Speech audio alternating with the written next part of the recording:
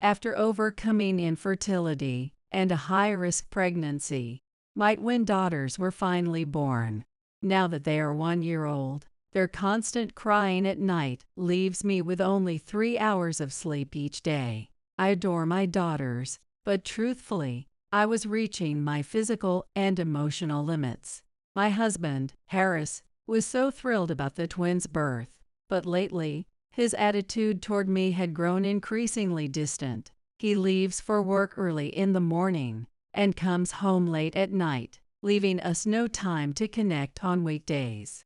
On weekends, he plays joyfully with our daughters, but whenever I try to talk to him, all I get are cold, curt replies. While his love for our daughters seemed intact, I couldn't help but feel like his feelings for me had faded.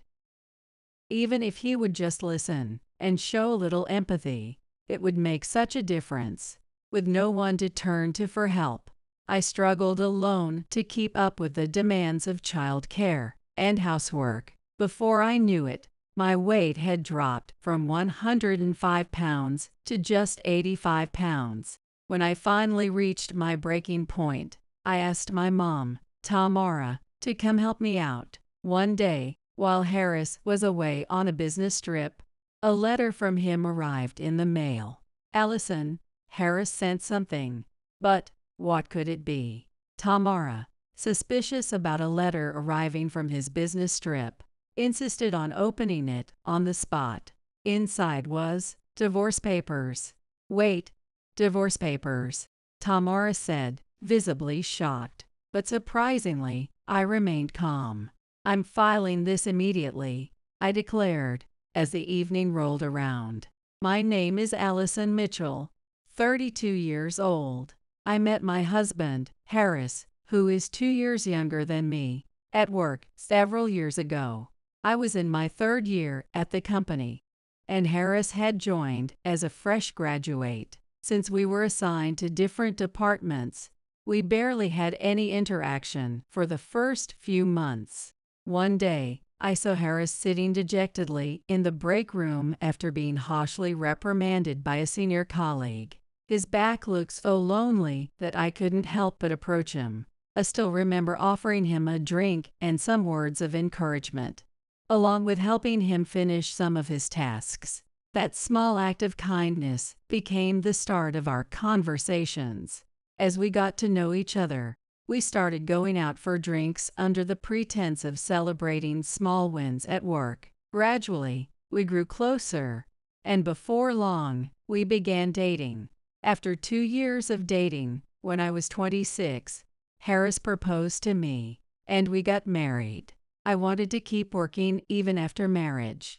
At the time, few of my friends were married, so having kids wasn't something I was thinking about immediately.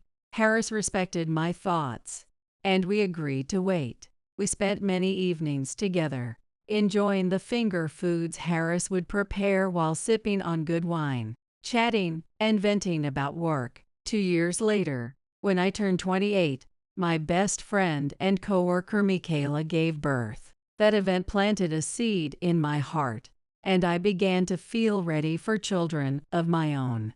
I discussed it with Harris, and we decided to start trying for a baby. Deep down, we both assumed that we were still young, and it would happen quickly. However, contrary to our expectations, we couldn't conceive, and time just kept slipping by. Meanwhile, friends who had married around the same time as us were having children one after another, and I began to feel increasingly isolated. Fertility struggles are such a sensitive topic. I couldn't easily confide in anyone, and I started to wonder if it was time to see a doctor. It was around this time that something unexpected happened. Nice to meet you. I'm Natasha Martin. I previously worked as a receptionist at an OB/GYN clinic. I look forward to working with you. That was how Natasha, a new junior colleague, introduced herself when she joined our company. She had strikingly large, beautiful eyes and a charmingly friendly smile. Allison, you're close in age to Natasha. Could you take on the role of her mentor? My boss asked. I had been the youngest in our department for a long time, so I was excited to finally have a direct junior colleague to guide. But Natasha wasn't particularly quick to pick things up. Even after explaining things, she struggled to understand, often asking the same questions repeatedly. There were many moments when I found myself stifling sighs as I explained the same thing over and over. Still, it was clear she was trying her best, and her earnest efforts didn't go unnoticed. I know I'm still not very good at this. Thank you for always helping me. I'll do my best to learn quickly and become as capable as you, Mrs. Mitchell. She was aware of her struggles but remained determined to improve, and her dedication made her endearing to me. Over time, we began chatting during breaks and after work, sharing everything from restaurant recommendations and weekend movies to past romantic experiences. Before I knew it, we were calling each other by our first names and even hanging out on weekends to go shopping. I adored Natasha as a junior colleague, and she seemed to look up to me fondly. One day during lunch, the topic naturally shifted from the wave of weddings happening around us to having children. For the first time, I decided to share something I hadn't told anyone else. To be honest, I've been married for nearly 4 years, but I haven't been able to have children yet. And it's really weighing on me. Perhaps because Natasha had previously worked at an OB/GYN clinic, I found it easy to talk to her about this. I've been thinking it might be time to see a doctor, but I've never been to an OB/GYN before. And honestly, it feels a little scary. Do women my age visit clinics like this often? Natasha listened attentively and offered sincere advice. At your age, there's no problem at all. But when it comes to fertility treatment, both partners have to go through various tests. The truth is, many husbands are reluctant, and that often becomes a roadblock. What? I didn't know that. I thought just going to the doctor would solve everything. I realized how little I knew about the process. According to Natasha, many men are resistant to fertility treatments. Even if they accompany their wives to the clinic, they often refuse their own tests, which leads to tension and conflicts between couples. Since treatments can be costly and time-consuming, how about I speak with Mr. Mitchell and explain the situation? If needed, I can help persuade him. Wait, really? You'd do that? The thought of visiting a clinic had always been daunting to me. There's the cost, the long waiting times, and the possibility of needing to make sudden appointments. I had also heard that the examination table could be intimidating, which made me put off going to the OB/GYN for as long as possible. Finally, making the decision to visit a clinic was hard enough, and the idea of having to convince Harris on top of that made it feel even more overwhelming. This time, Natasha offered to handle explaining and persuading Harris about the situation. Grateful to have such an amazing junior colleague, I immediately agreed. However, given the sensitive nature of the topic, Natasha said she preferred not to discuss it in places like a cafe where others might overhear. That made sense to me, so I decided to invite Natasha to her home the following Saturday. On the promised day, the intercom buzzed right on time. When I checked the monitor, there was Natasha standing with her bright smile. To ease Harris into the situation, I had told him only that one of my friendly junior colleagues was coming over to visit, without mentioning anything about the conversation she planned to have with him. Coming. 1 second, I said as I opened a door. Thank you for having me, Natasha said as she stepped inside. I welcomed her in alongside Harris and introduced them at the doorway. This is Natasha, my junior colleague from the same department. Isn't she cute? And this is my husband, Harris. You're the same age as her. For a brief moment, Harris widened his eyes, as if startled, and then froze with his mouth slightly agape, seemingly at a loss for words. I wondered if he was amazed by Natasha's beauty. To be honest, I felt a tiny pang of jealousy. But at the same time, I hoped that my beloved Harris and Natasha could become friends. Natasha had been telling me about someone she liked, and it seemed things were about to work out for her. If Natasha got married someday, it would be wonderful if we could enjoy a close family friendship. At first, the three of us casually chatted over coffee about work and other light topics. Natasha had previously mentioned that it might be better for me not to be around during the main discussion, so at an appropriate moment, I excused myself and went to the kitchen. From where I stood in the kitchen, I couldn't see Harris's expression since his back was turned, but I could see Natasha's cheerful and adorable smile. I felt incredibly grateful for her willingness to help with something so personal. At one point, I noticed the kitchen towel was missing, so I left the living room to fetch one from the bathroom. As I reached the bathroom, I bumped into Harris, who had just come out of the restroom and was heading toward the bathroom as well. "Oh, are you done talking?" I asked. "Yay, she's leaving now," he replied tersely. Harris seemed a little annoyed, probably because I had left him alone with a junior colleague he'd just met to discuss such a sensitive topic. "Got it. I'll go see her off," I said. I went to the living room and walked Natasha to the door. Lowering my voice so Harris wouldn't overhear, I asked, "How did it go?" "What did Harris seem like?" "It went perfectly. Props to your husband for taking it so well," Natasha replied with a confident smile. Relieved, I thanked her, saying, "I'll definitely treat you to something as a thank you soon." Before seeing her off, this felt like a step forward in our journey.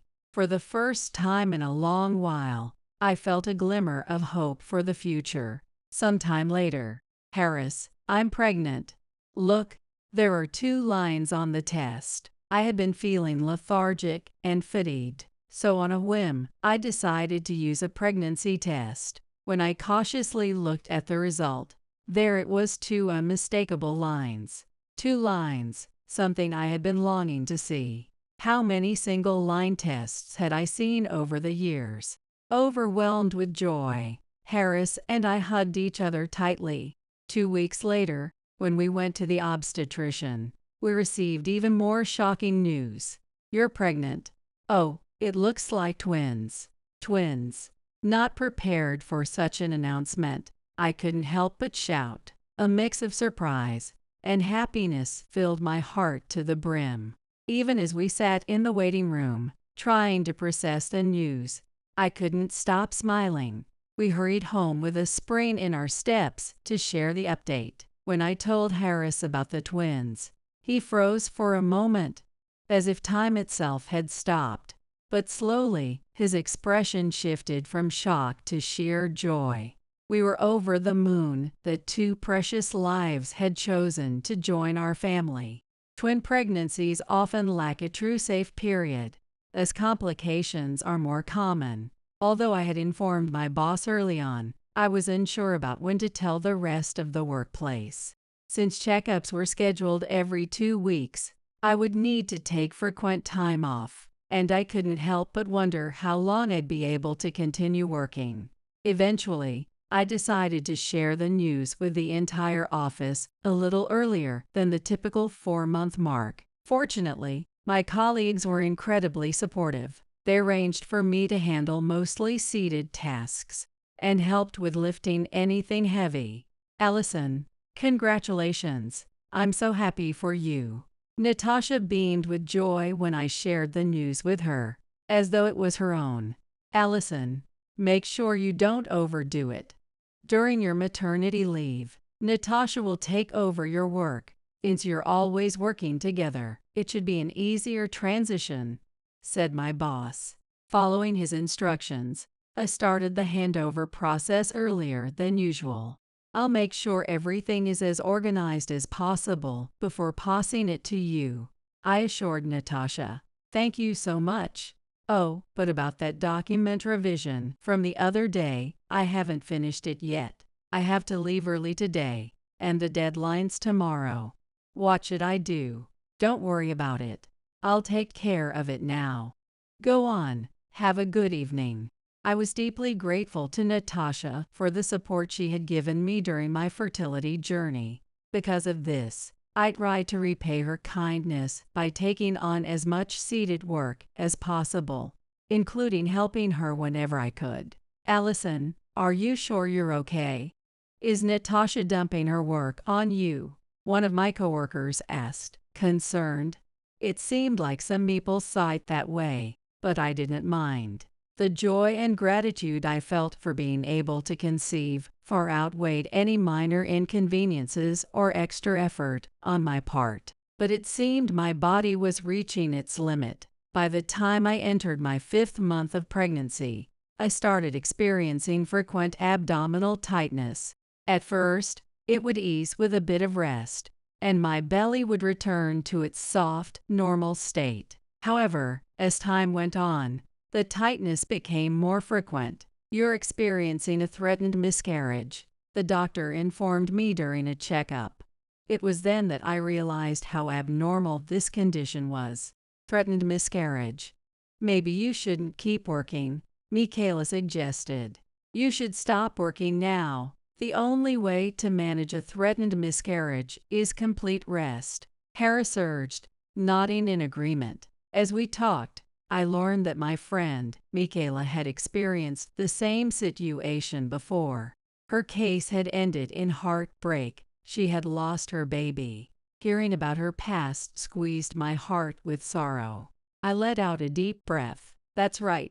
What I needed to focus on wasn't work, but protecting these babies. The next day, I went to the office with a doctor's note in hand. And so I would like to take a leave starting tomorrow. I deeply apologize for any inconvenience caused. Don't worry about it, my boss said cheerfully. Martin will take care of the remaining work. Just focus on yourself and your babies. Take all the time you need to rest. His words eased a tension in my shoulders. What followed were days of quiet prayer. Every moment was spent hoping and praying that the 2 lives growing inside me would make it into this world safely. As the days passed, my body grew heavier. Even turning over in bed became a challenge, and sometimes I found myself out of breath. But Harris was my rock. One night, I woke up to find Harris gently placing his hand on my belly. Hey there, it's Dad. Make sure to come out safely. Okay, he whispered softly. Hearing his words, I closed my eyes with a smile.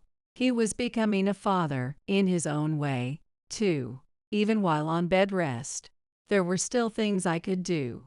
Choosing baby supplies, washing tiny clothes. Each small preparation was filled with hope and anticipation. Finally, the day of the surgery arrived. Lying on the operating table, I prayed over and over again.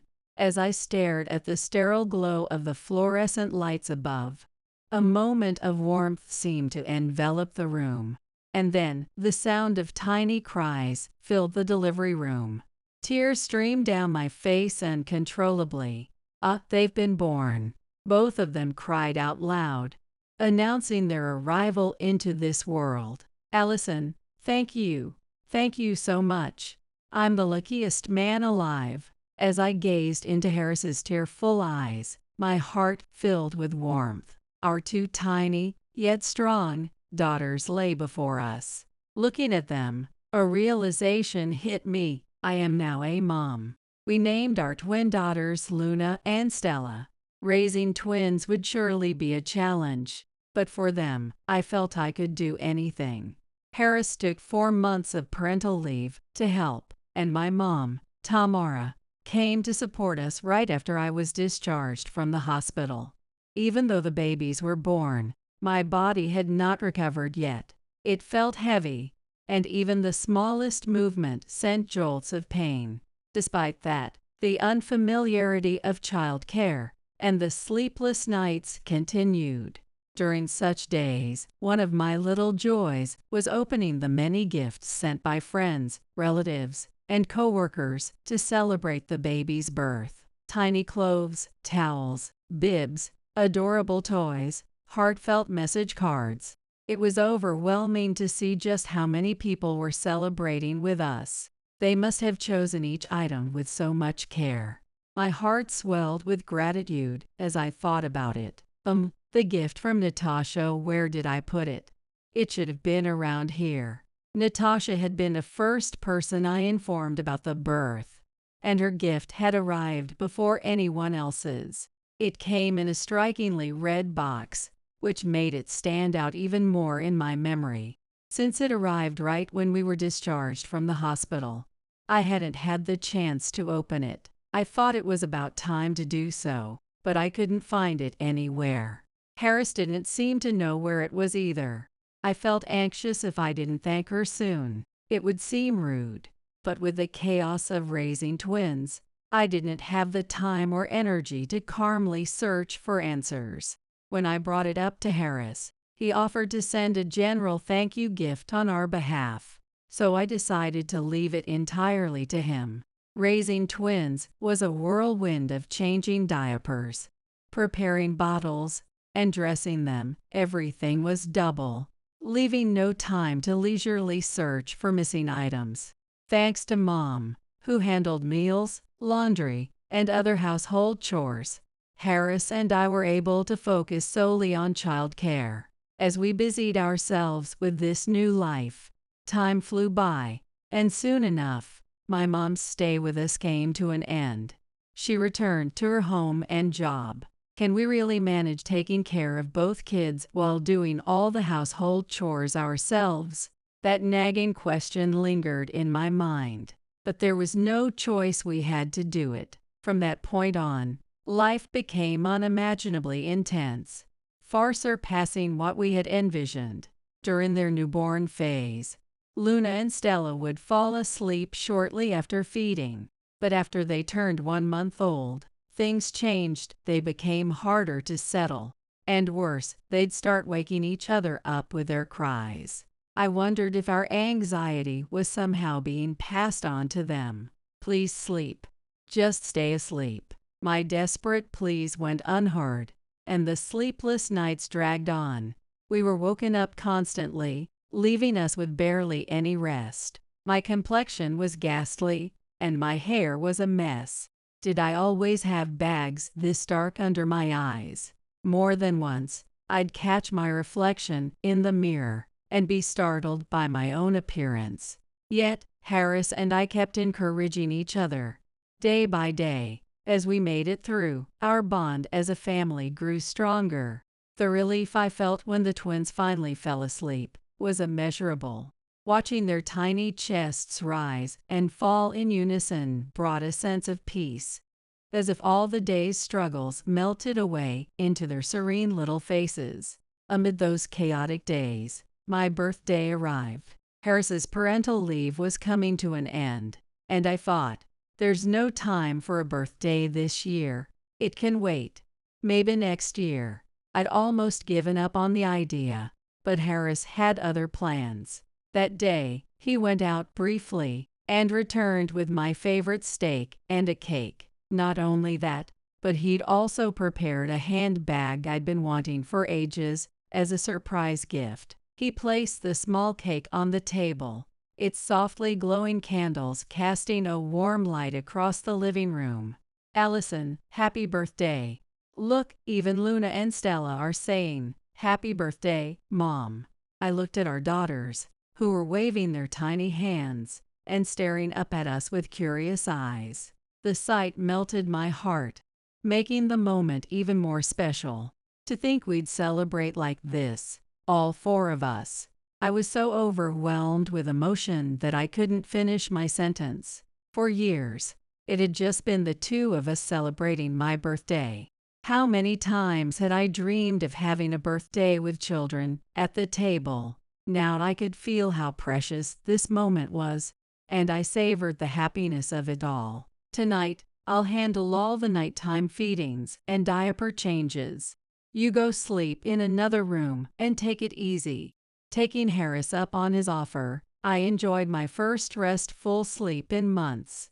Honestly, that might have been the best birthday gift of all. Just a few days later, Harris returned to work. At first, he came home almost exactly on time each day. I realized he was putting extra effort into finishing his work early so he could be home and make sure I wasn't overburdened. When I think about seeing Luna and Stella, I just can't wait to come home. Being at home makes me feel at peace. Harris was absolutely smitten with our daughters. Even though he must have been tired, he eagerly took on almost all the parenting tasks as soon as he got home. I found his devotion both heartwarming and deeply appreciated. But things began to change about a month after he returned to work. Harris started coming home later and later, leaving me to handle all the housework and child care by myself. Since we worked at the same company in different departments, I knew this wasn't the busy season. In fact, this was usually a relatively quiet period. Plus, our company had strict rules against overtime.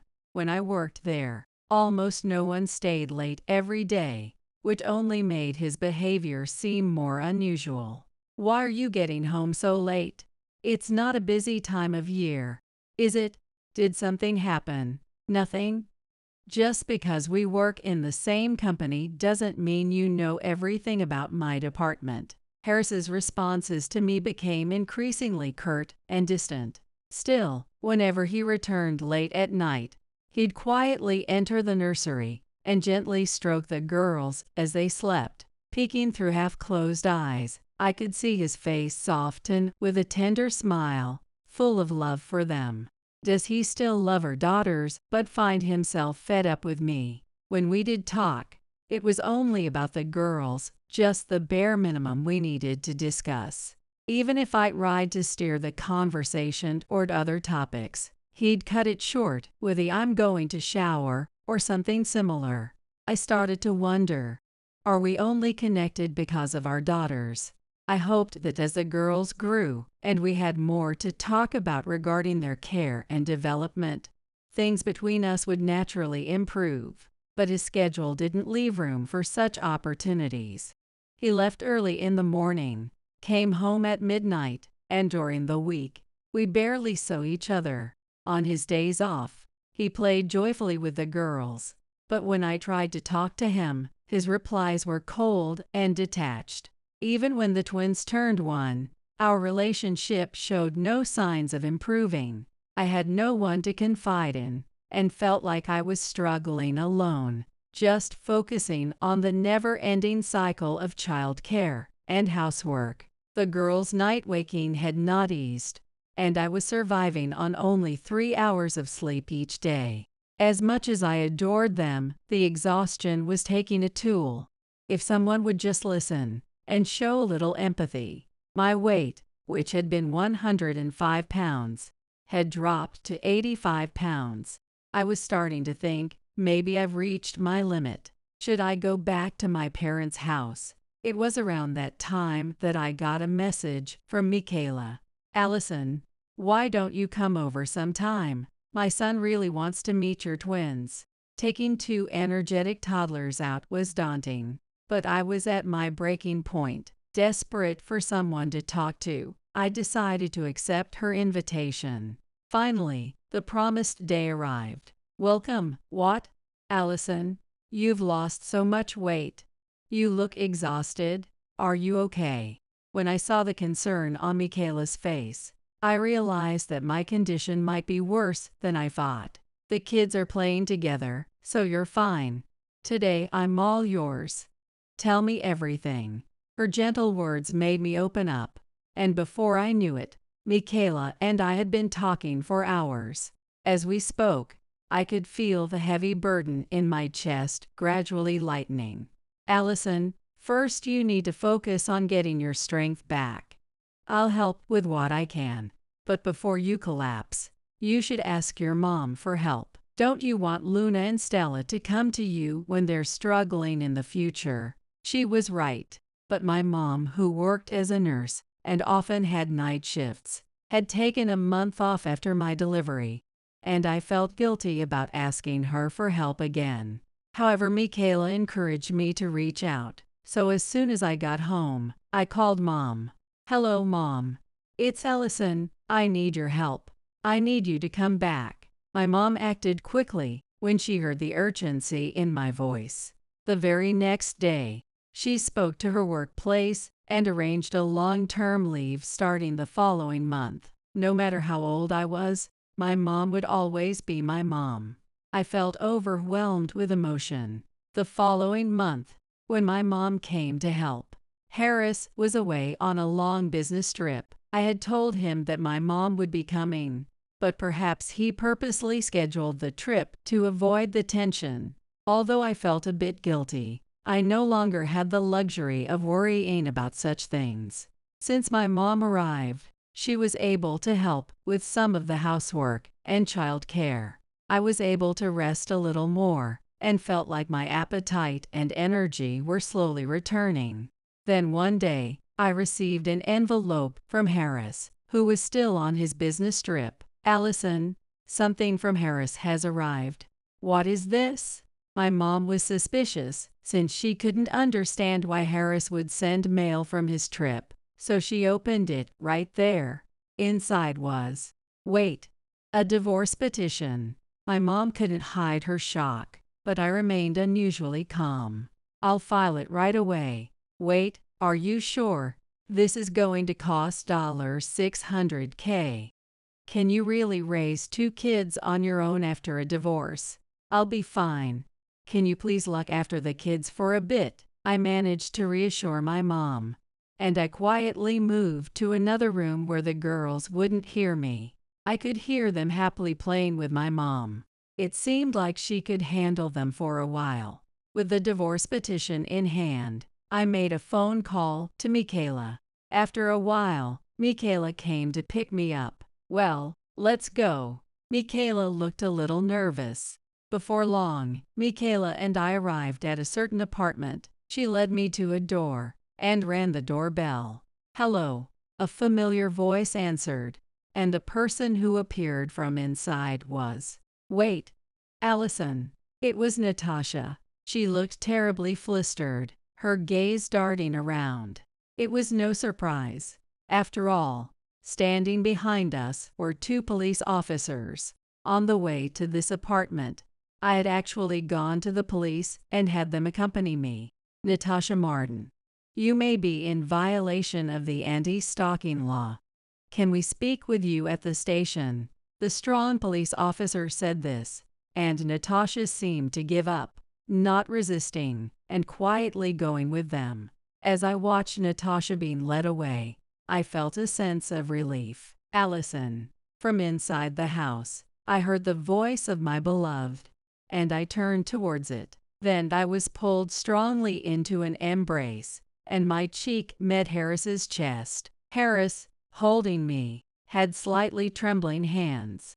"Harris, I'm so glad you're okay. I'm really relieved." I wrapped my arms around his back and slowly stroked him. My heart was filled with relief. The truth was, Harris had been stalked by Natasha for a long time. Harris and Natasha were classmates at the same university.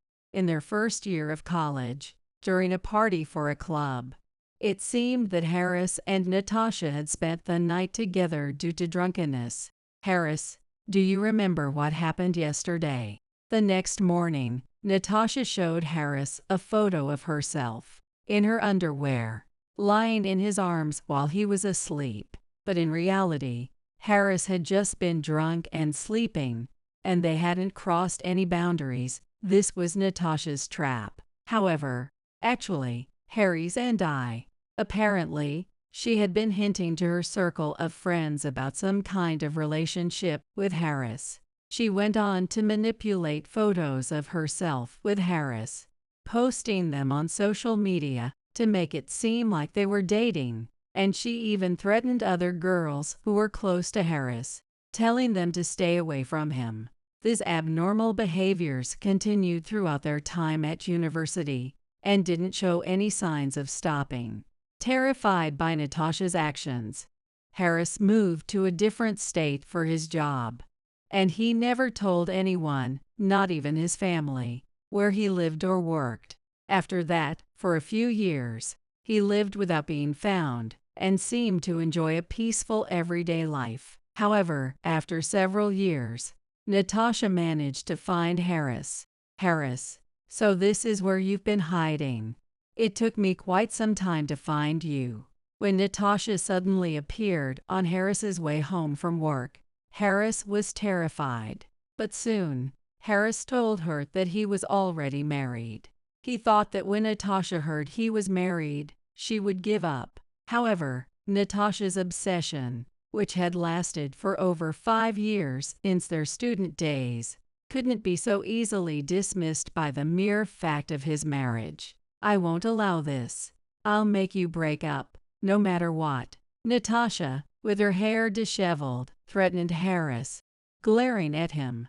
For a while, her stalking continued with silent phone calls and following him around. But that wasn't enough for Natasha. She even joined the same company and began approaching me, his wife. When I invited Natasha over to our house, she discovered where we lived, and Harris became even more anxious. Now I understood why Harris had been acting the way he did at that time. Harris, you seem to be having so much fun raising the kids with Allison every day. I heard you two argued a little, but you made up quickly. I'm jealous. That makes me want to do something to Allison, Luna, and Stella. At some point, Natasha's jealousy of our home life grew, and she started insinuating that she might harm me and the girls. At first, he thought it was me who had been contacting Natasha and telling her about our life at home. But there was no way I could know such detailed things. From trivial conversations to small arguments and even offhand comments, Natasha seemed to know it all. Harris began to grow suspicious of Natasha. And then, on my birthday, Harris told me to rest while he took care of the girls. After putting them to bed, he searched the house and found a bugging device. It seemed Natasha had placed it during a time when I was alone, after I had invited her over. Harris confronted Natasha about the bugging device, but Natasha responded, you found it. If you remove it, I won't forgive you. If I can't hear you, I'll just stand outside your house and watch you constantly. Allison might find out too. She threatened him, and Harris couldn't remove the device. Taking advantage of Harris's inability to resist, Natasha's demands escalated. Harris, stop being so close to Allison.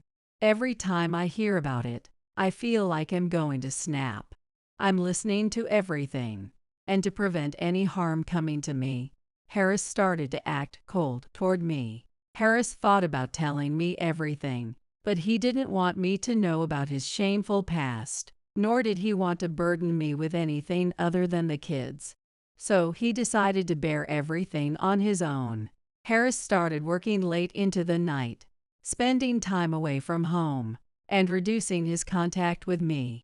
While doing this, he was desperately trying to figure out how to deal with Natasha without letting her get away with it. He couldn't consult anyone, and everyone seemed like an enemy, making him distrustful of people. Over time, he became frightened of every little noise, and whenever he looked out the window, he felt like someone was lurking outside.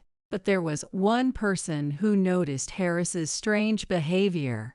It was Michaela. Despite being busy with parenting, Michaela had grown suspicious of Harris, who was working late every day and frequently walking in the opposite direction of his home. She decided to keep an eye on him for a while, thinking that every family had its own issues. But as Harris's condition worsened day by day, she couldn't resist reaching out to him. Harris, are you okay? Has something happened? At first, Harris hesitated, but realizing he had reached his breaking point, and knowing Michaela was Allison's close friend, he decided to tell her everything. About Natasha. Allison told me she was a sweet junior colleague, but I didn't know this was happening. Actually, Natasha sent a baby gift, but there was a knife hidden inside. I got rid of it without Allison finding out, but this is beyond crazy. It's abnormal. Michaela was horrified when she heard the story, and immediately felt that not only Harris and myself, but my entire family, were in danger. Harris, we need to go to the police. But with this half-hearted evidence, they'll just issue a warning, and that would only put Allison and the others at more risk. A stalker who's been obsessing since university won't just stop with a warning. We need to gather proof that shows an imminent threat and get her arrested. Following Michaela's suggestion, she and Harris began collecting evidence. They gathered texts, videos of Natasha following Harris, recordings of harassing phone calls, and even kept a diary detailing all the incidents. However, gathering sufficient evidence took longer than expected. During this time, Natasha's threats did not subside. In fact, when she realized she couldn't get Harris, she went into a frenzy and, eventually, brought a knife to threaten me. Though Harris managed to stop her from carrying out the attack, he later confided in Michaela about an outrageous plan. I doesn't know what you'll do next. I'll pretend to be interested in her to buy time. If I can get into her house, I might find stronger evidence. So, under the pretense of a long business trip, Harris began staying in hotels and internet cafes while pretending to be more friendly toward Natasha. Natasha was overjoyed, thinking that Harris had finally started paying attention to her after avoiding her for so long. One day, Natasha invited Harris to her house. Inside the small studio apartment, a terrifying scene awaited him. The entire wall was covered with photos.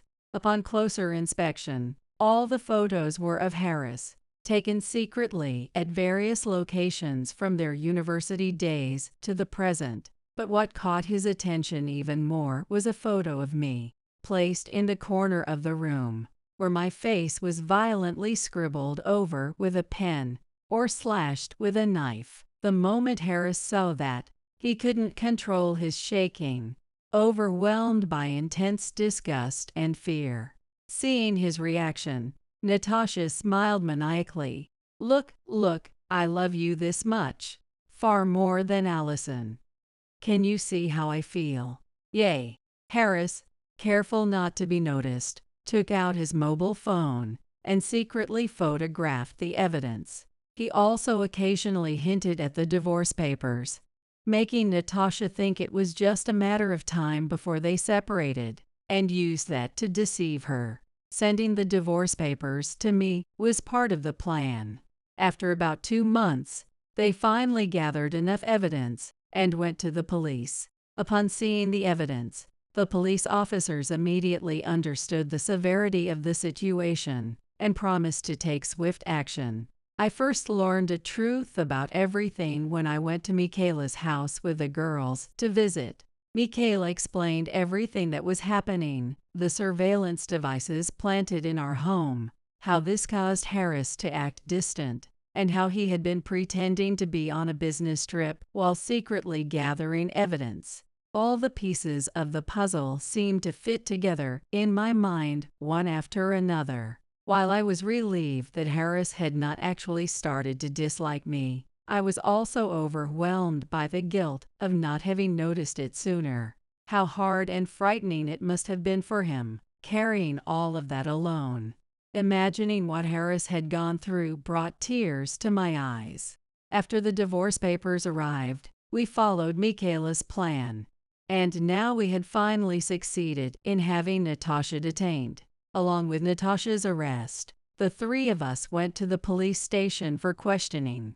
Mrs. Mitchell, if you notice anything, no matter how small, please let us know. The female police officer sitting in front of me said this in a gentle tone, but I struggled to find the right words.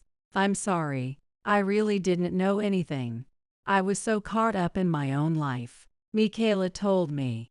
And that's when I finally found out. As I said this, a wave of shame washed over me. Harris's once kind attitude had completely changed, but I hadn't tried to understand the real reason behind it. I had been too focused on myself. I felt anger at myself for thinking only of my own concerns. It's quite common for someone like Mr. Mitchell to keep everything to themselves, trying not to let anyone notice.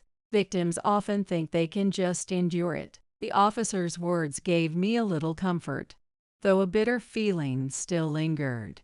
I'm sure Mr. Mitchell didn't want to worry you or the girls, the people we care about most. We want to protect them, she said gently, choosing her words carefully. As we left the police station, the cold wind on my cheeks finally brought me back to reality. On the way back, Michaela drove us home. You too. I'm so glad you guys are safe. Michaela, thank you so much. If it weren't for you, I don't know what would have happened to me, Harris, or the girls. You're truly a lifesaver. If Michaela hadn't reached out to me back then, who knows what could have happened. It might have been too late to fix things. I can't thank you enough. I'm forever grateful.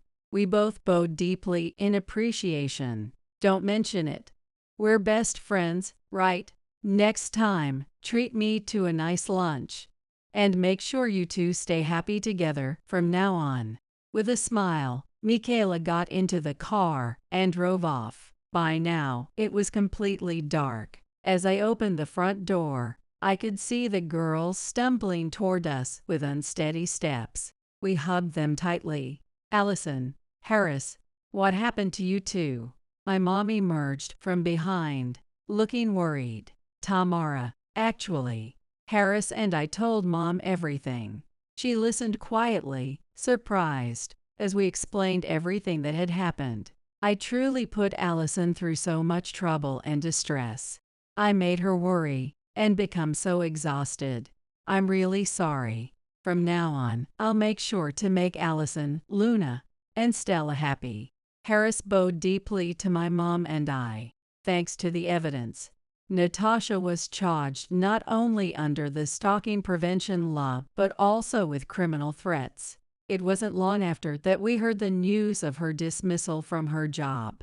The people in her department were reportedly shocked. In court, Natasha was fined 500,000 yen for her stalking behavior, and a restraining order was placed against her regarding Harris. When we received this report from the police, we were relieved, but at the same time, an uneasy thought crossed my mind. Would Natasha really obey the restraining order? However, when I asked Michaela, she told me that Natasha's parents were furious and had taken her to the countryside. Natasha was reportedly in a daze, as if her soul had left her body. When I heard that, the tension I had carried for so long finally dissolved, and I breathed a sigh of relief. It's over, isn't it? Yeah, it's finally over. I'm sorry for everything, Harris said with a remorseful look on his face. I'm the one who should apologize for not noticing. You were the one suffering all this time. I'm really sorry. Let's stop apologizing to each other. From now on, we can live in peace. With that, Harris gently hugged me. Afterward, Harris became more active in doing household chores and caring for the children than I was, especially with the girls. There seemed to be something special in the way he interacted with them. He always gave his all to spend time with them and made them laugh together. It felt like he was trying to make up for the time we had lost, cherishing every single day. One night, after the girls had gone to sleep, we were drinking coffee together, to think that we'd have a normal daily life again. As I savored the joy of it, Harris suddenly spoke shyly. I'm really glad I married you, Allison. Thank you so much. Let's keep supporting each other from now on. Those words filled my heart with warmth. By sharing the household chores and child rearing, I slowly began to regain my energy and get back into the rhythm of daily life. The weight I had lost was starting to return to normal as well. Then, when the girls were a year and a half old, I decided to return to work. My colleagues in the same department welcomed me back with cheers of "We've been waiting for you" and "Welcome back." Although I often had to leave or take sudden days off due to the girls' health issues, my understanding workplace made it possible for me to manage. "Let's go to the beach this Saturday." Sounds great. Luna and Stella need to wear their swimsuits. Our home was once again filled with the same smiles as before, with my beloved husband, Harris, and our two daughters, Luna and Stella, surrounded by my treasures. I savored the happiness of being able to laugh and spend each day together. You don't even know that, you stupid wife. Mary, my mother-in-law, always calls me a stupid wife. I'm freelance programmer who works from home, so I'm usually at the house. But Mary constantly summons me at her own convenience. Chores at Mary's house, weeding the garden, shopping, carrying bags, being her personal chauffeur. None of these tasks are urgent. It seems she just wants to order me around as she pleases. When we visited her house to announce our engagement, she and my father-in-law John welcomed us so warmly. I thought I wanted to become closer with them, so I decided to live near her place. I never imagined it would turn out like this. Being called by Mary 3 times a week is hindering my work. This could damage my reputation as a freelance programmer. So, after discussing it with my husband Ethan, I got him to agree that after driving her for shopping one last time, I wouldn't have to deal with her anymore. If I can just endure this one last time, I'll be free from this hardship. That's the only reason I've been doing everything she tells me to, but... Oh, ouch! Ouch! When I arrived at Mary's house after finishing the shopping, I found her sitting on the ground next to the car. She keeps saying ouch, with no indication of standing up. It seems like she's injured herself somehow. Hey, stupid wife! Call an ambulance! Even in this situation, it disgusts me how she calls me stupid wife. No matter what, this woman only knows how to curse at me with foul language. If she's going to say that much, should I really act like a stupid wife then? An ambulance, right? Got it. I'm Emma, 30 years old. Currently, I'm a freelance programmer working from home. I got married this year and live together with my husband Ethan, who's 4 years older than me. Originally, Ethan and I worked at the same company. He was my senior colleague in charge of training me when I joined as a fresh graduate. I thought he was a kind and reliable senior who patiently taught this clueless newbie how to do the job. But at first, I was so focused on learning and managing the work that I didn't think of him as anything more than that. Once I became capable enough to handle some responsibilities, I got the chance to work on a project together with Ethan as part of the same team. As we spent time together racing toward the same goal, I started to strongly sense his kindness and sincerity. At the party celebrating the completion of that project, the distance between me and him rapidly closed. After dating for about 2 years after that, we got married, which brings us to today. When I got married, I quit my company job and became a freelancer. That said, I still get work from my previous company, and I've maintained good relationships with the clients I've dealt with so far, so I've been steadily taking on projects. After getting married, Ethan and I rented an apartment near his parents' home. My own family lives about a 4-hour drive away, so it's not easy to visit them casually. But Ethan's parents' place is close to where we originally lived. When we visited them before the wedding to introduce ourselves, they treated us so well. I had hoped to become even closer with such kind parents, which is why I decided to live nearby. Plus, in talking with John, I discovered we had some unexpected things in common. It turned out that John knew the person in charge at one of my work clients. I love comedy, and it just so happens that John is a fan of the same comedy duo. John holds a high position at the company he works for, but he always interacts with me in a warm, friendly way. There are ways he resembles Ethan, which makes it easy for me to talk with him. Our conversations often get lively. At times like that, I get the feeling that Mary is giving me a sharp look, but no, I must be imagining it. I do intend to maintain a certain level of discretion in our relationship. Or so I thought. But lately Mary has started contacting me a lot. She asks me to do things like pull weeds in the garden, or go to some supermarket that's having a sale on eggs and bring some to her house too. Mary probably thinks that since I'm at home, I have too much time on my hands. I explained that I work from home, but Mary has always stuck to the old ways of doing things and seems to have trouble grasping the concept of remote work in this day and age. She often says, "You're at home all day, aren't you?" Even though I'm at home, I set work hours just like when I was employed at a company, and during that time I focus intently on getting my work done.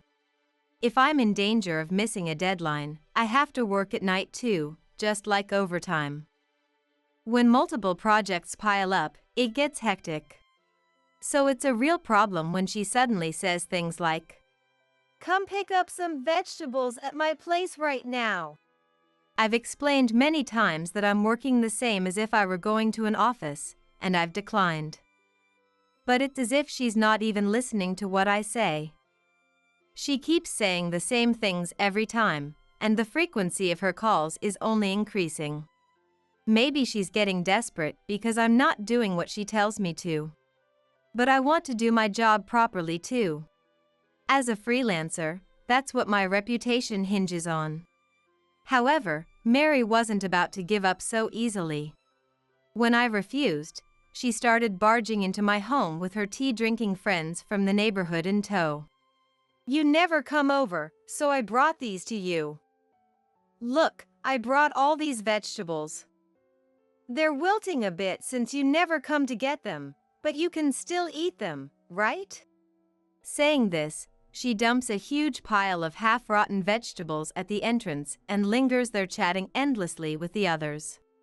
"You say you have work, but isn't taking care of the house also a daughter-in-law's job? Young people these days just don't understand the importance of maintaining relationships. Not cherishing your mother-in-law is no different from being an ungrateful child." Is this what harassment by a mother-in-law looks like? How frightening. Even if you say you're busy, surely you can spare some time to show your face? What's the point of living so close if you don't even visit? Humph. She must look down on us. Young people these days are so difficult. 4 or 5 neighborhood ladies stand at the entrance of my home with the door wide open, incessantly screeching like this. I don't know what kind of story Mary told her friends, but having my time wasted like this and being spoken ill of so one-sidedly is more than I can bear.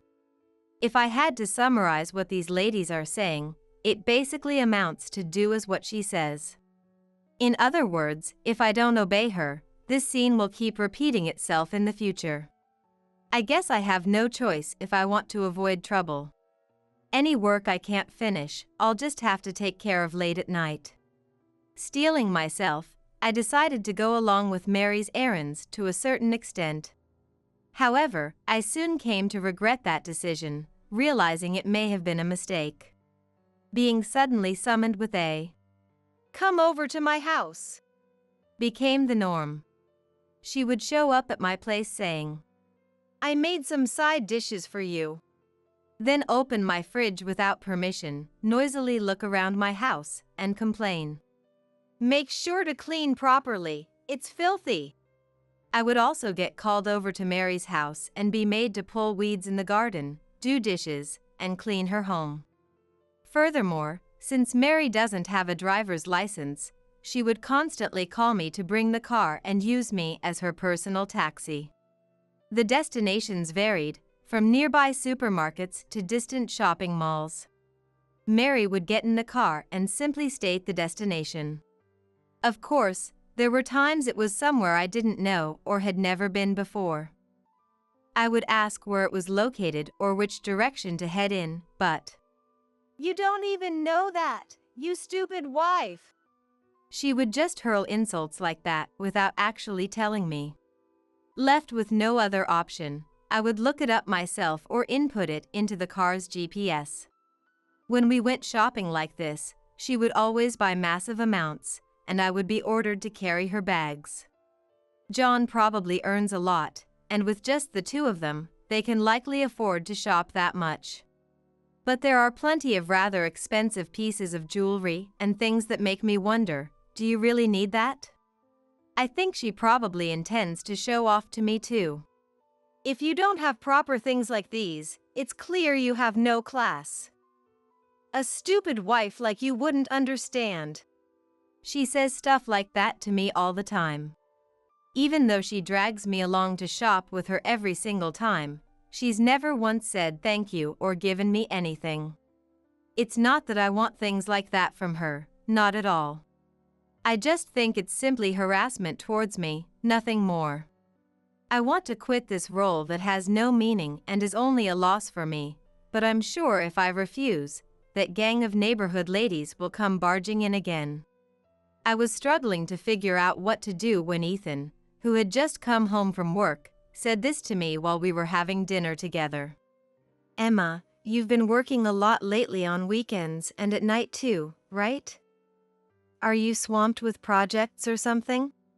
"It's because your mom has been ordering me around 3 times a week on weekdays." "Huh?" I couldn't take it anymore.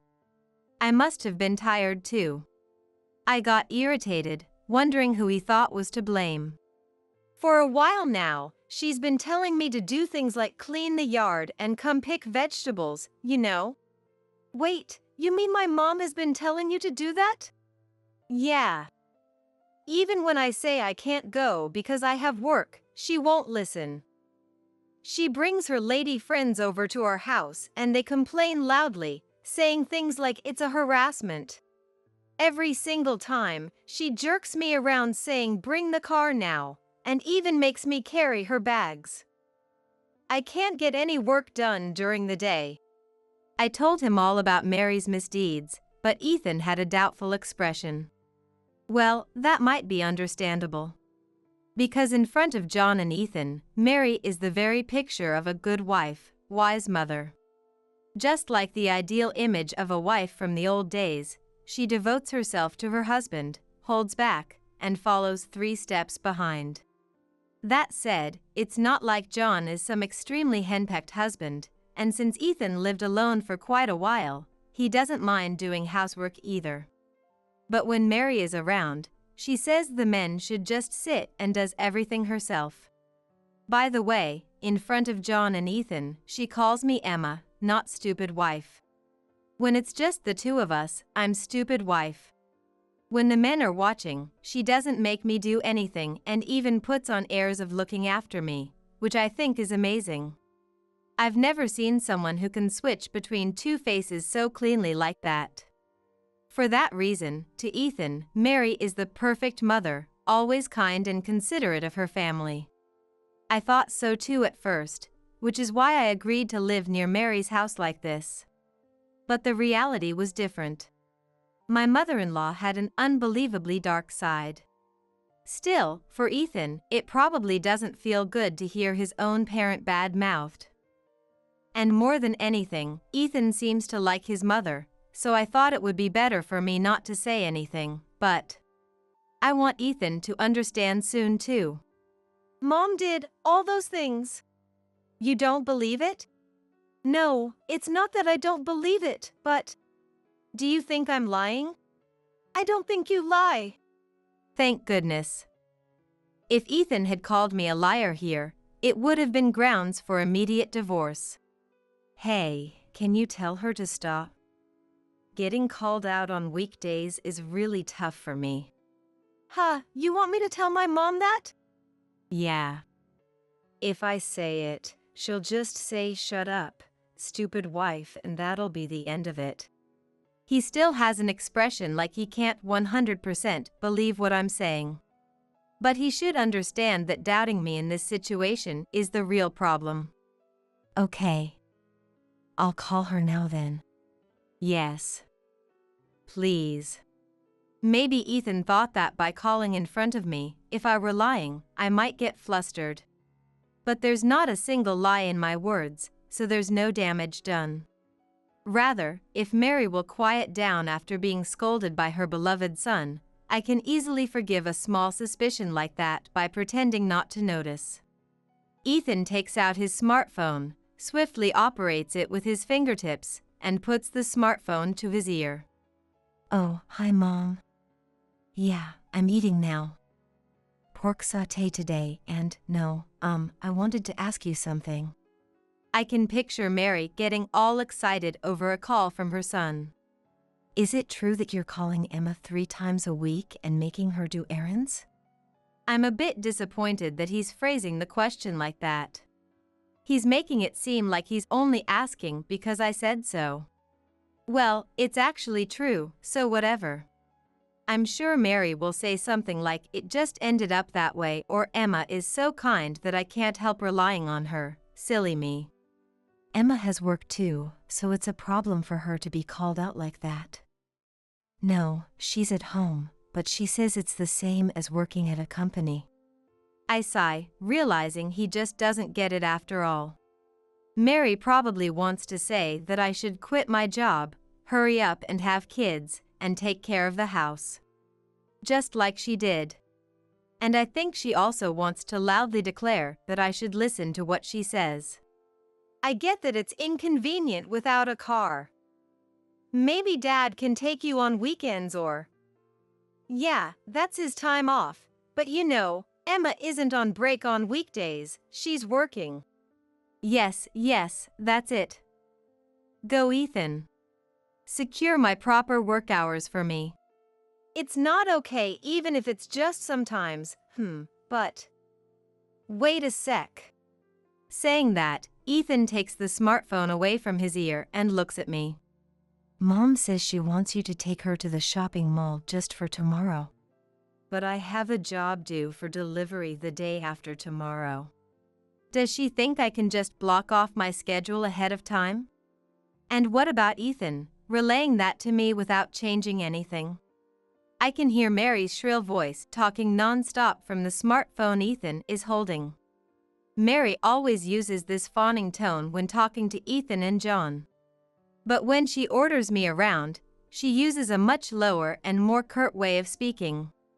She said just for a little while in the afternoon. And?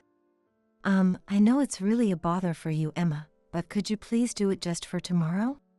For a moment, the word divorce flashed through my head. I've heard that dealing with the in-laws is often a cause for divorce. I thought about it as if it were someone else's problem. Then you won't have to listen to Mom's requests anymore.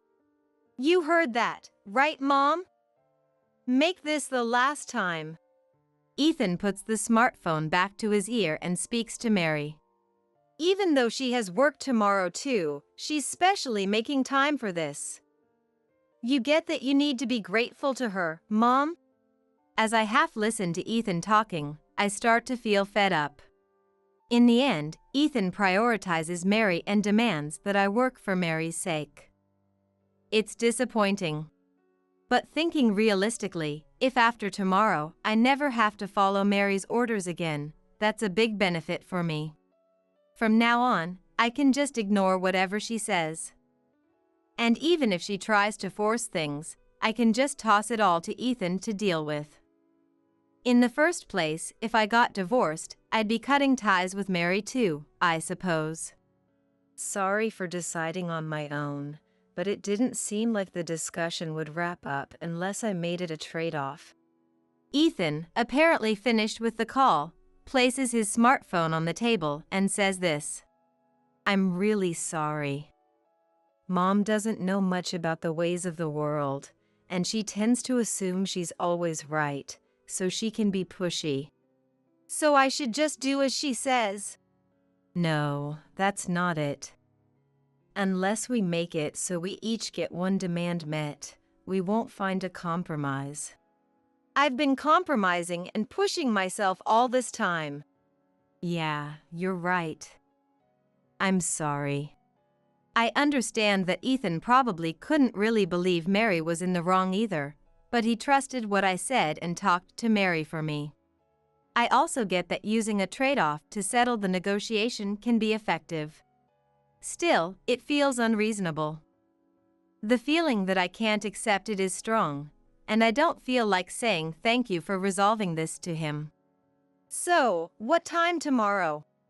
Oh, around 4, she said. I'll go because I don't want to be accused of breaking a promise, but this really has to be the last time. Yeah, I'm sorry. Thank you. Just looking at Ethan's relieved face irritates me. Why do I have to feel this way? I didn't get married to feel like this. Rather, if I hadn't gotten married, I wouldn't have to feel this way. My thoughts started to spiral out of control, so I consciously stopped thinking about it for a moment. I can think more about the future after I get through tomorrow. I don't want to, but for now, let's just try to overcome tomorrow. As Mary requested, I went to pick her up at 4 p.m. She made me wait about 30 minutes, saying I'm not ready yet. When she finally got in the car, she started mumbling incessantly. Tattling to Ethan, how cowardly! Not even listening to a family request, what an undutiful daughter-in-law! Just staying at home all day, and you exaggerate about being busy. Abandoning someone in need, you fiend. I'm so unlucky to have such a stupid wife. It went on like this the whole time, but if I can just get through today, I'll be free. Since Ethan talked to her, she should know I'm dissatisfied. I don't need to smile at her, so I ignore all of Mary's remarks. After arriving at the mall, I had to carry her bags as usual. But when I decided not to reply to everything, I felt a bit more at ease than usual. Maybe out of spite, Mary was buying even heavier, larger, and more expensive things than ever. But we finally finished shopping, loaded the bags into the car, and started heading back. Once I drop off the bags and Mary at her house, it'll really be over. Even on the way back, Mary was babbling on about something, but it's not even reaching my ears anymore. I just want it to end quickly. That's all I can think about. When we finally arrived at Mary's long-awaited house, I immediately got out of the car and headed for the trunk. Can you hurry up and unlock the front door? Otherwise, I'll leave it right in front of the door, I said curtly as I got out. Mary was fussing about something, but she probably thought it would be a problem to have the bags left in front of the door. She obediently opened the rear sliding door and got out, or so I thought. Ow! It hurts! A loud sound, and Mary's voice. Wondering what happened, I looked from the back of the car towards the rear sliding door. Mary was sitting on the ground. Ow! Ow! Ow! I walked over to see what was going on. The open rear door, Mary sitting on the ground, and the scattered contents of her bags next to her. Did you fall while getting out? This car! The door! It caught my foot! My bone is broken! Probably out of frustration. Mary is screaming hysterically. However, this automatic sliding door has a pinch prevention function. If it senses an obstacle while opening or closing, the door moves in the opposite direction. Currently, the door is open, so she probably just fell out of the car, or closed the door too quickly while getting out and nearly got pinched. She's screaming while sitting, so she may have actually hurt something. But in the end, isn't it her own carelessness? It hurts! Hey, stupid wife! Ambulance! I'm really fed up with Mary, who hurls insults even in this situation. Every single time, she calls me a stupid wife. If she says it that much, should I really become a stupid wife? An ambulance, right? Ambulance! Are you deaf, stupid wife? Wee-oo. Huh? Wee-oo. I decided to fully play the role of stupid wife. She only said ambulance. She didn't say call an ambulance. So I just kept imitating the sound of an ambulance. Hey! Wee-oo. Shut up! Enough already! Mary reached for her smartphone that had rolled out of her bag and called the fire department herself to request an ambulance. While waiting for the ambulance to arrive, I kept generously imitating the sound of an ambulance for her. It was a bit amusing to see Mary looking at me like I was some incomprehensible creature. After a few minutes, the ambulance arrived. Mary still couldn't move. The paramedics examined her, immobilized her right ankle, and carried her into the ambulance. Should I ride along too? Of course I don't need an idiot like you. Mary was still screaming, and the paramedics were trying to calm her down. I had no intention of riding along anyway. Are you family? One of the crew members addressed me. It seemed they had decided which hospital to take her to. That person's name is Mary. I'll go to the hospital by my car. Understood. Then please go to this hospital. The name of the hospital was written on the memo I was handed. It was a general hospital about a 20-minute drive from here. After seeing off the ambulance like this, I decided to contact John and Ethan before leaving. They both just finished work, so they said they would head directly to the hospital now. It was close to the company where John works, and for Ethan, he could get off at the station on his way home from work and be there right away. I guess we'll talk when everyone's here. I muttered to myself and got into the car.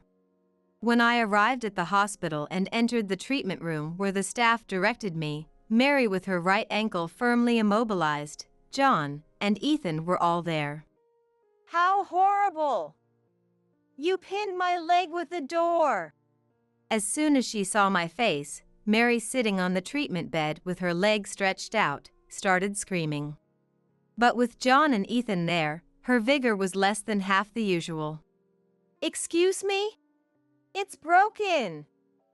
Take responsibility. I had predicted it would come to this, but I never thought she would bring it up even in front of John and Ethan. Does she seriously believe the claim that I caused Mary's injury will hold up? I looked over at Ethan, and after a big sigh, he opened his mouth. She says it's fractured. Apparently, she twisted her ankle with all her weight on it. My leg got caught in the door. That woman did it. It's your fault I have a fracture. Mom, you got hurt because you twisted your own ankle, right? As Ethan is speaking, his mother butts in, screaming hysterically. If she twisted it, that must mean she failed at getting out of the car and fell, just as I thought. Mary, why are you trying to blame me? It's because you're harassing me. Even if you fell on your own, to say it's harassment from me. Shut up, stupid wife. It's your fault. You're the one to blame. It seems when I'm involved, Mary's true nature comes out. Even though John and Ethan are here, her hidden face is showing. Enough already. John yelled at his wife, who kept screaming. There's no need for Emma to do something like that. Rather, weren't you the one harassing your daughter-in-law? That's not true, dear.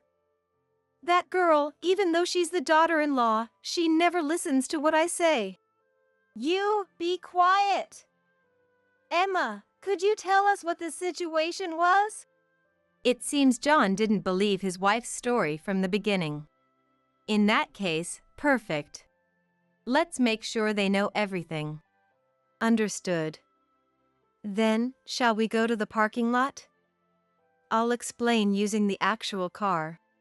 We asked the nurse in the treatment room to look after Mary, and the three of us headed to the parking lot together. When I saw Mary sitting on the ground, the rear door was open. So either she failed at getting out of the car, or she closed the door too quickly and panicked when it made contact. In any case, she probably didn't stick the landing. I actually opened the rear sliding door of the car to show them. When the door makes contact while closing, it opens back up again like this. It's a safety device installed on automatic sliding doors. I touch the closing sliding door as if pinching my arm in it, and the door's motion stops once, then starts opening again. That's right. If it were an old manual sliding door, that would be one thing, but for it to automatically pinch. She must have fallen while getting out of the car. It's her ankle that's injured, after all. Ethan also says in exasperation. From the looks of it, she was really ordering you around, huh, Emma? Sorry for asking you again today. I have a lot I want to say to Ethan, who's apologizing reservedly, but for now, revealing everything takes priority. If you look at these numerous messages, you'll understand. Far from harassment from me, I was being called so much it was interfering with my work. I open the message screen from Mary on my smartphone. I slowly swipe through, going back through the old messages so John and Ethan, who are peering at my phone, can see. Written there are a slew of abusive words like bring the car, go by that, clean the yard, and stupid wife. This much? For John, it may have been an unexpected, sudden event. He mutters in a dazed manner. Ethan too says nothing with a surprised expression, perhaps because it's his first time seeing it with his own eyes. By the way, I carried her purchases again today, but I didn't have time to unload them from the car, so the things she bought are here. I open the trunk to show the load inside. It's crammed full of bags. Today, there were a lot of particularly large items, and she had bought brand-name goods and jewelry. Got it. Let's head back. John, who had carefully checked the bags, turns back after saying just that. Ethan and I also follow and return to the treatment room where we were before. Where did you get the money to shop that much? As soon as he enters the room, John interrogates Mary. Mary is cowed by his serious expression. A credit card. A card? You used the family card I gave you? Well, there was an ad about a card you can use to withdraw money. I wondered what they were talking about at first, but when I heard ad and card to withdraw money, it clicked. Her father seemed to have realized the same thing. Don't tell me, you borrowed from a card loan. It said I could pay it back little by little. How much did you borrow? No, wait, why would you even? It's probably a considerable sum, I think. Every shopping trip, she was enjoying shopping quite lavishly. I thought John must be making a lot for her to do that, but to think this is what it was. But... Mary stammers in a frightened manner. It was a power move against me, wasn't it? I'm sure Mary herself wasn't thinking about it logically enough to explain it herself. In that case, let me explain it for her. You often said if you don't have good things, it reveals your lack of class. So I think you felt good about flaunting that you could buy things I couldn't afford to buy. And when you told me to take you shopping, your pride wouldn't allow you to not buy anything. At my words, Mary opened her mouth as if to retort something, but no words came out. She just twisted her face in displeasure. In other words, what I'm saying is correct. What the heck were you thinking? John's weak mutter echoes in the treatment room. Mary dropped her shoulders and kept her face down, not uttering a single word. About a month after her injury, Mary became able to walk. After that, I heard she started working at a factory with a company-provided housing facility. Regarding her debt, John apparently demanded that she work to pay back the amount in exchange for him consolidating it and repaying it in full. He said it was a job opportunity he found through a connection of an acquaintance, and the plan was for her to live in the housing facility and repay John from her salary, excluding necessary expenses. If she refused, she'd have to repay it on her own. Furthermore, when he said he would file for damages in divorce, she complied. John said he would make her live in the housing facility the whole time until the repayment was completed, however long that took. He hopes she'll have a change of heart while working like that, but if it's impossible, he's decided to divorce her. Who knows what will happen when she finishes repaying and comes back. For now, she occasionally calls to complain to Ethan, so I don't have much hope. Ethan tries to reason with her and sometimes doesn't even answer the phone, but for her, who has never properly worked before, it seems to be causing considerable stress. She just constantly grumbles. It's hard. I'm tired. I don't want to feel this way. I hate this and that. As for my relationship with Ethan, which at one point I seriously considered divorcing. After returning home from the hospital, he gave me a deep apology. I was very surprised to see someone apologizing so deeply for the first time in my life, but what surprised me even more was that Ethan was even crying with snot dripping down. I never thought she was doing such terrible things to you. And yet, I forced you to do as she said, telling you it would be the last time. I'm so sorry for saying that when I had no idea how much you hated it. He must have properly understood after seeing the messages from Mary that I showed him. It seemed to be tears overflowing with emotions like guilt, remorse, and empathy for me. Yes, he is a kind person, full of empathy and compassion. So much so that he doesn't hesitate to admit his faults and offer a deep apology while showing his tearful face like this. I remembered that I fell in love with him because he's this kind of person. It did hurt when you said things that seemed to take her side. I'm sorry. I'm truly sorry. I feel clear about it now, so it's okay. Emma. I'm sorry. Thank you. I'm so sorry. In a sense, we both had a valuable experience through this. I want to make use of it and deepen our bond once again. 2 years have passed since then, and we are now living as a family of 3 in a new place. Ethan was transferred after that, and we moved. I became a freelancer in anticipation of this. In this new place, I got pregnant, gave birth, and am currently in the midst of child rearing. My parents came to help out after the birth. I haven't been able to meet John in person yet, but when I talked to him over a video call while showing him the baby, the corners of his eyes drooped.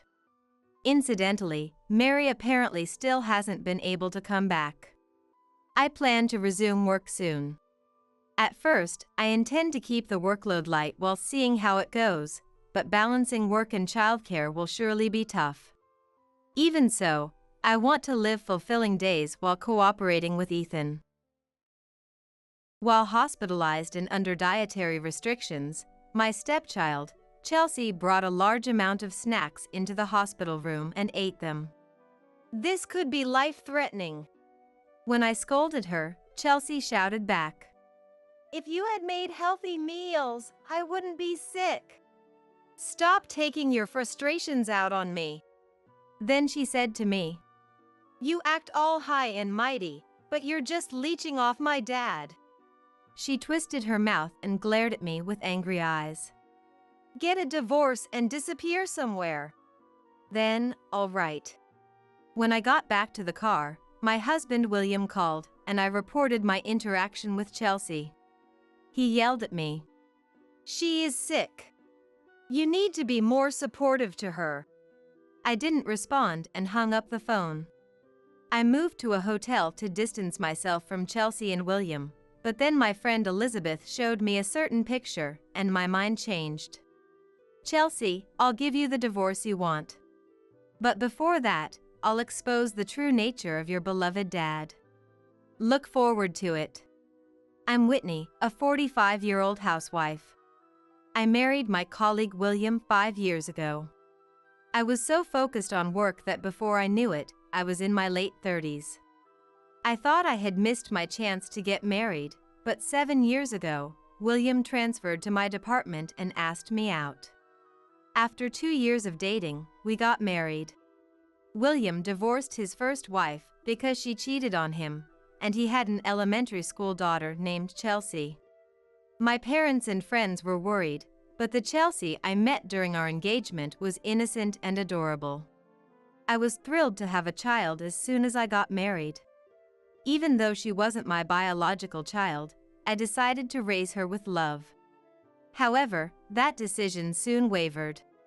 When we got married, Chelsea was in 6th grade and loved games, music, and eating. She would lie on the living room couch, immersed in games and music, always snacking on something. If you eat too many snacks, you won't be able to eat dinner. This is something parents often say to their children, but it was useless with her. She ate 3 meals a day plus a large number of snacks every day. Even for a growing child, eating 2 pancakes and 2 bags of chips before dinner, followed by 3 steaks, bread, and rice for dinner, was clearly too much. She wasn't in any sports clubs, so naturally, she was quite plump. Chelsea, I think you're eating too much. It's not good for your health. You often leave the vegetables and just eat the greasy stuff, right? When I couldn't take it anymore and warned her, she grimaced in annoyance. Shut up. You're not my real mom, so just leave me alone. But Chelsea cut me off. Your food is okay, but you need to be less nagging. Otherwise, my dad might dump you. Her insolent tone annoyed me, so I tried talking to William about it, but he just laughed it off. Come on, she's just going through a rebellious phase. Give her a break. But she is a bit, no, very much a glutton, isn't she? I pleaded patiently. It's not good for her health. She gets angry when there's no food in the house, so I keep snacks stocked, but she eats them all immediately. She hates low-calorie dried fruit. I had a huge appetite as a kid too. But it settled down before I turned 30. So, don't worry about it. William looked down at his slim physique and laughed. However, William was in the basketball club until college. The level of physical activity is totally different, so you can't compare them, but William, who doted on her, wouldn't listen. Eventually, when she entered middle school, she started hanging out with friends who were a bad influence.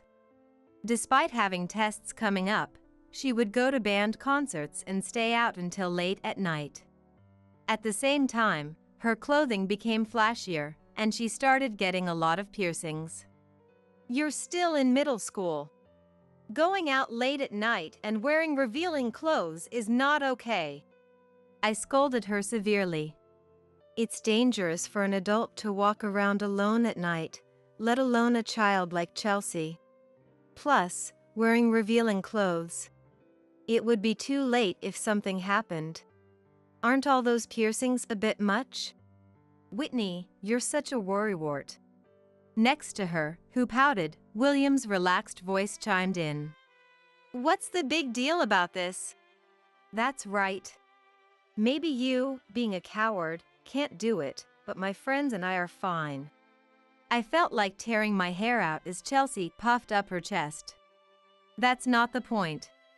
You don't understand the current times. Dad gets it, right? Seeking agreement, Chelsea looked at William, who gave her a conciliatory smile. Of course. You can do whatever you wish.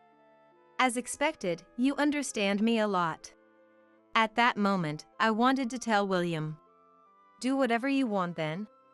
When Chelsea became a high school senior, she didn't study at all, instead being engrossed in games and music. Predictably, she was in a panic right before college applications. She barely got into the lowest-ranked school, but soon after, she started to frequently feel unwell. She complained of fatigue, exhaustion, stomach aches, nausea, and mild fever. The local clinic diagnosed it as stress from school life. I initially thought so too, but since it kept happening, I urged Chelsea to go to a general hospital. I'm sensitive, so I don't want shots or tests. Chelsea whined, and William sympathized. Forcing her to go is cruel. Let's wait and see for a bit longer. But what if it's something serious? William and I are at work during the day. What if she collapses? Then Chelsea said as if it were obvious. Then you should quit your job. That's right. If Whitney takes care of Chelsea, I can work without worry. She can take her to the hospital if needed. I was momentarily at a loss for words. But she is your daughter. Don't be cold. She's your daughter too, even if you're not blood related. That's right. Anyway, Dad earns more than you, so if you quit your job, no one will be inconvenienced.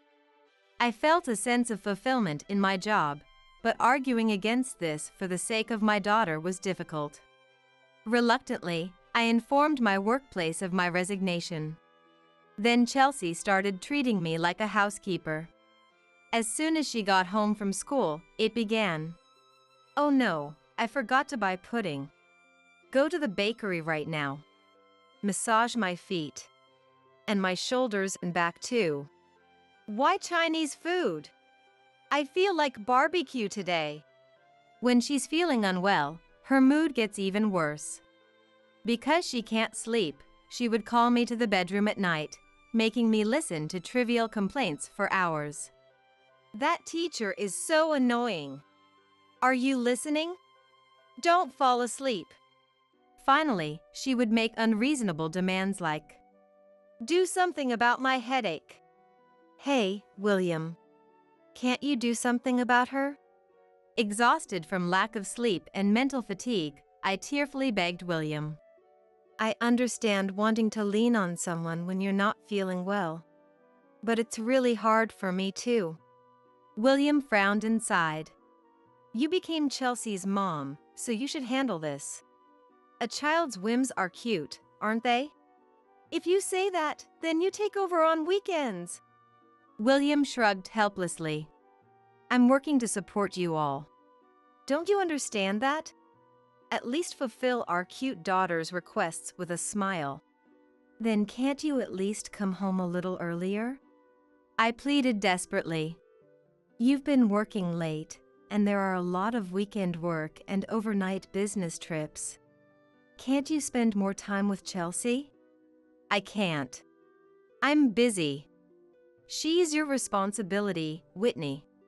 William entrusted her to me, refusing to get involved himself.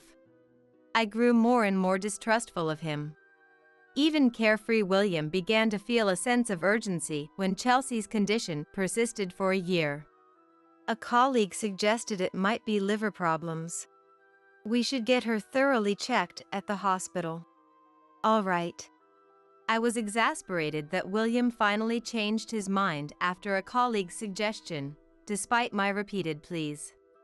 Nonetheless, I accompanied them to the hospital. After a series of tests, it was confirmed that she had cirrhosis of the liver. She has jaundice and ascites. Currently, it's grade B.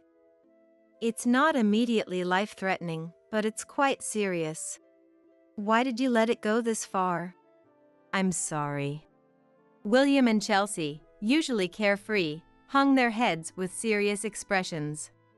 It seems she developed cirrhosis from hepatitis C. Any idea what might have caused it? For example, using poorly sterilized piercing tools? Oh! Chelsea exclaimed. Realizing the foolishness of her actions, Chelsea looked like she was about to cry, biting her lip. Will there be surgery? William asked anxiously, and the doctor replied calmly. First, she needs to be hospitalized for nutritional and exercise guidance. However, if this continues, it could progress to liver cancer. As soon as her condition stabilizes, she should undergo a liver transplant. Understood. We watched as the nurse led Chelsea to her room, and then William and I went home to prepare for her hospitalization. While driving, William spoke. Hey, let's register for a living donor liver transplant. Waiting for a donor might worsen Chelsea's condition. That's true. Then it's up to you, Whitney. What? I stared at William's profile. You're registering too, right? No. I can't handle pain. I couldn't believe my ears. They say donors can suffer post-operative complications like bowel obstructions or duodenal ulcers. If that happened to me, it would be bad, right? I'm the one working to support us. That's true, but... I wanted to ask, is it okay if it's me? Don't worry. They say it's not life-threatening. The liver regenerates even if part of it is cut out. It's not a big deal. I felt uncomfortable with William's cheerful smile, but I couldn't just watch Chelsea's condition worsen. So, I took the compatibility test and matched, registering as the only donor. This way, as soon as Chelsea's health improved, I could give her part of my liver. I was honestly terrified, but even though we're not blood-related, I am her mom. I wanted to support her in any way I could. One day, we got a call from the hospital. Chelsea's condition had stabilized, and they wanted to schedule the liver transplant surgery. Since she hated me, I feared she would refuse if she knew I was the donor. So, I asked the doctor to keep it a secret. Soon, the surgery date was set, and I went to the hospital for pre-surgery tests. On my way back, I stopped by Chelsea's room and was shocked. Despite being under dietary restrictions, she had brought a large amount of snacks from the hospital shop and was eating them. I couldn't help but lash out in frustration. You know your condition, right? This could be life-threatening. Take your health seriously. Chelsea spat out some snacks and blamed me.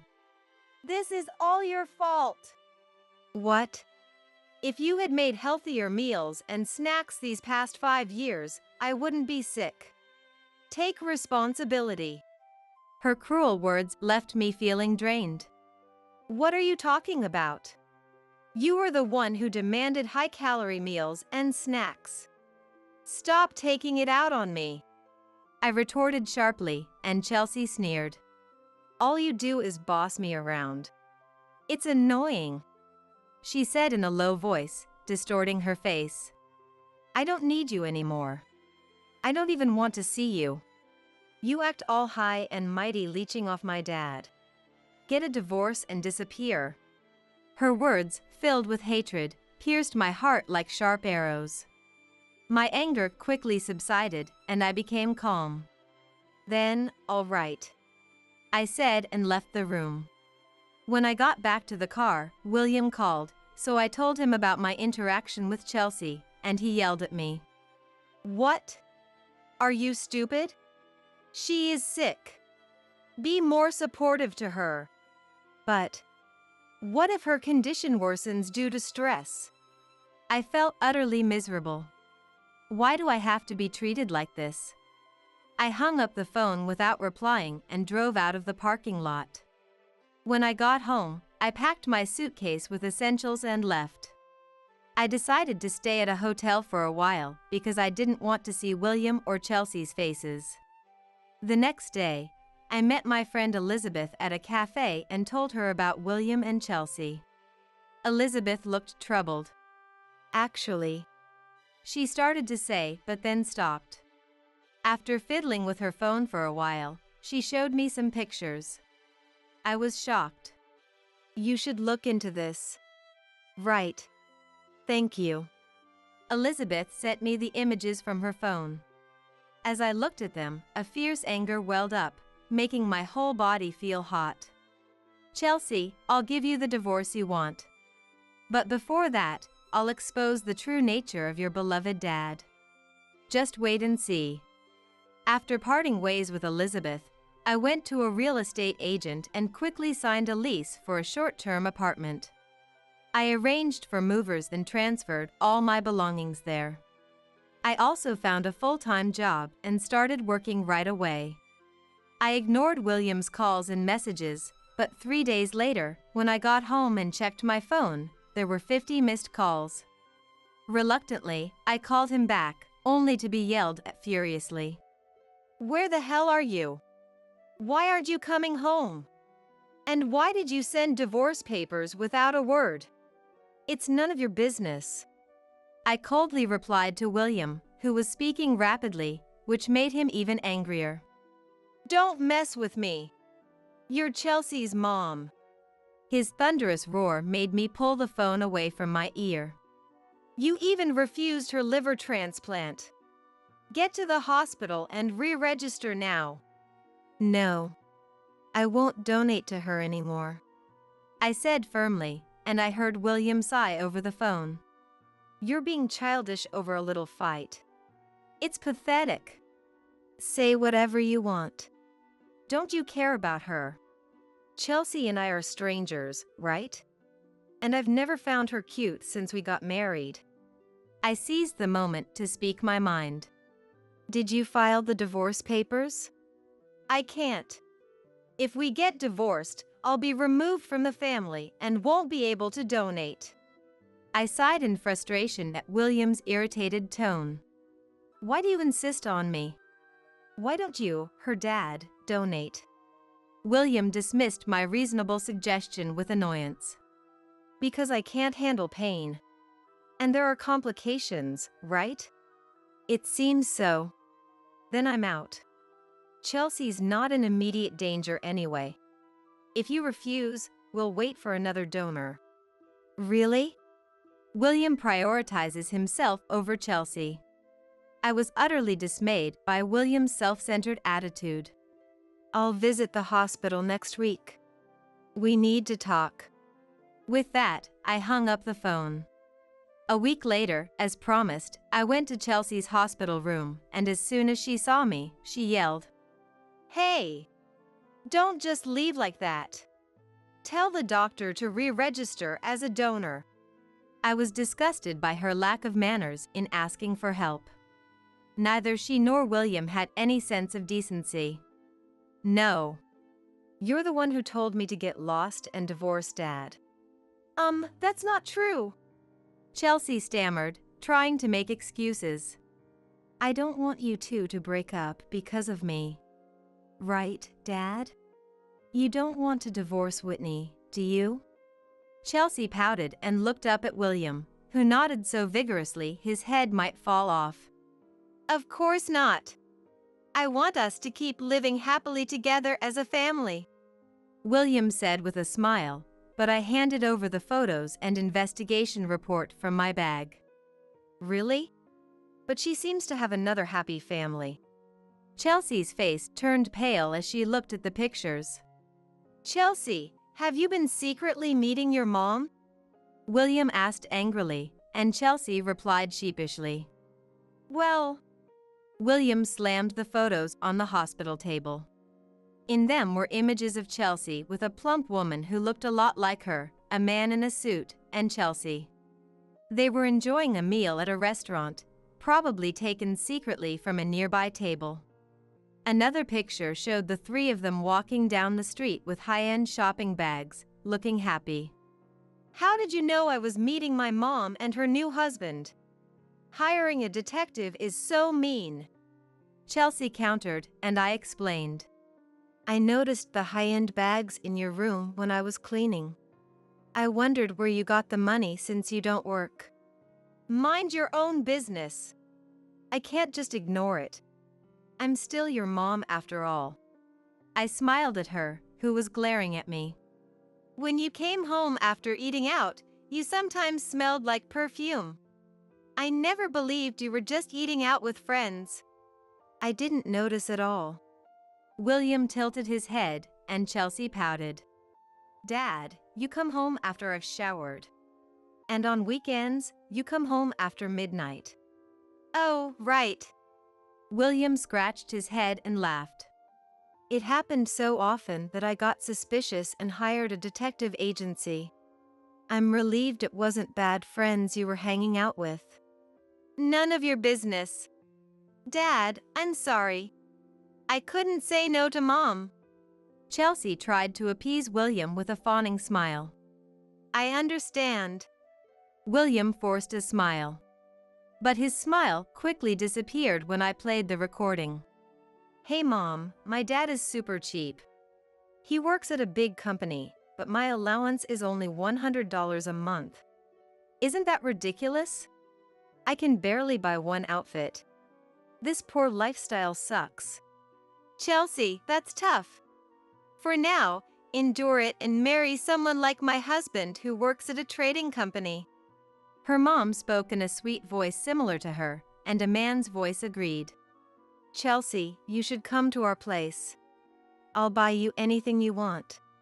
But if I move, I can't see my friends. And leaving Dad alone would be pitiful. He doesn't have any friends. That's right. You're kind for not abandoning Dad.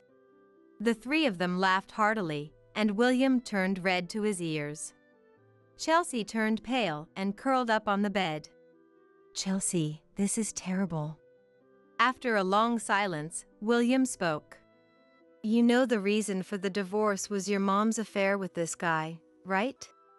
And now you're secretly meeting the three of them. Though he spoke calmly, William's eyes were filled with anger, and she was shaken. But her new husband is a good person. He buys me everything I want and takes me to fancy restaurants. Honestly, I think Mom made the right choice marrying him. In her panic, Chelsea was saying strange things.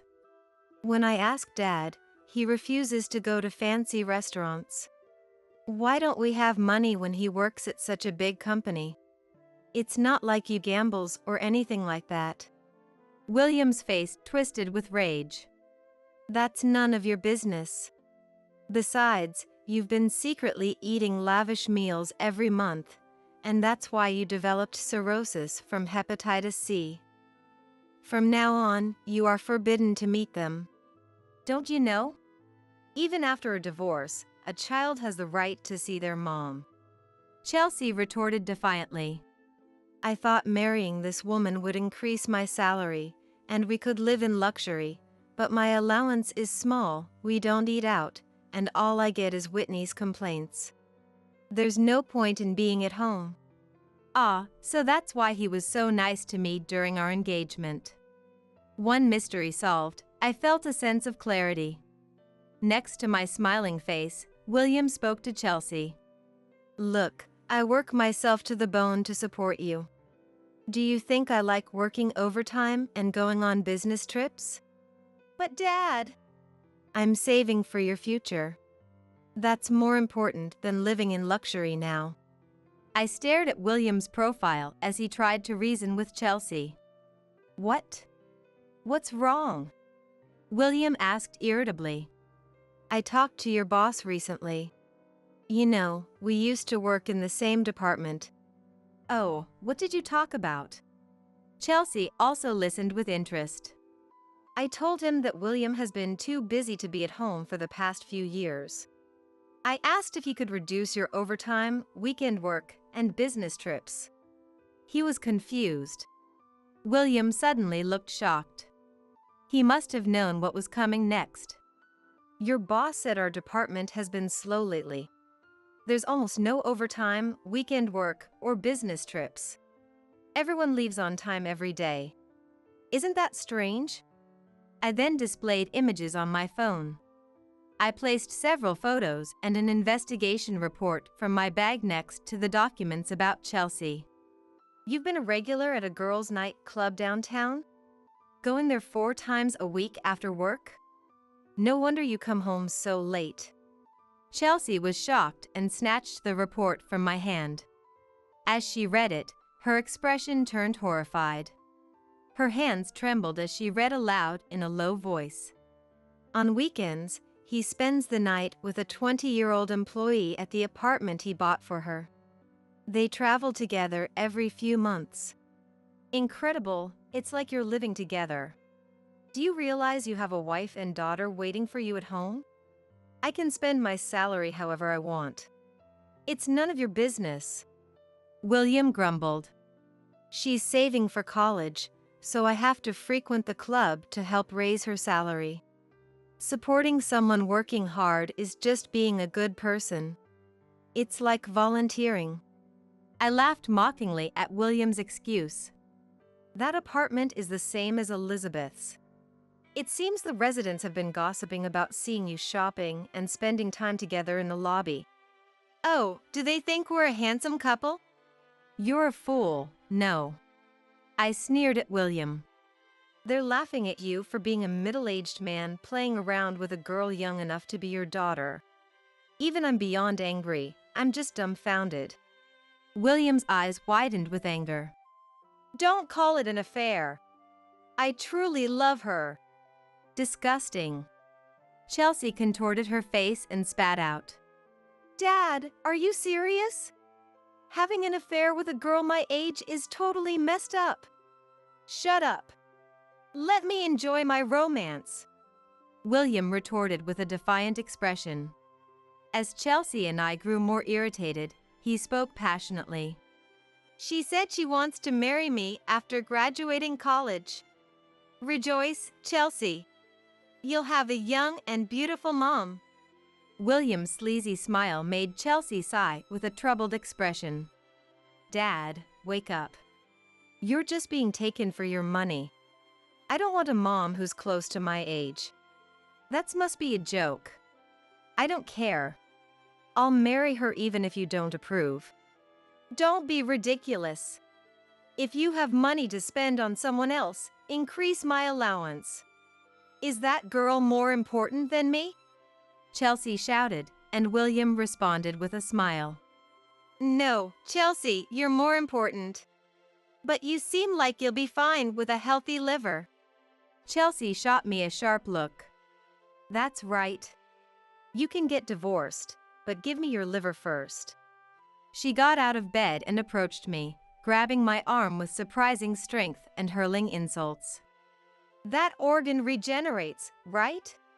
So just give it to me. You're my mom on paper, so do your duty. Be useful for once, you idiot. This is ridiculous. I've done my best for you and your dad these 5 years, and now you're threatening me? I said, exasperated, and William sneered. Are you scared of the surgery? Whitney, you're a coward and a hypocrite. Pathetic. I told you before, if you're so concerned, why don't you do it yourself? I said clearly, and Chelsea defended William. Dad was incompatible, so it's not his fault. That's right. Sorry, Chelsea. William made an apologetic gesture. I sighed and pressed the play button on the recording. Because I hate pain.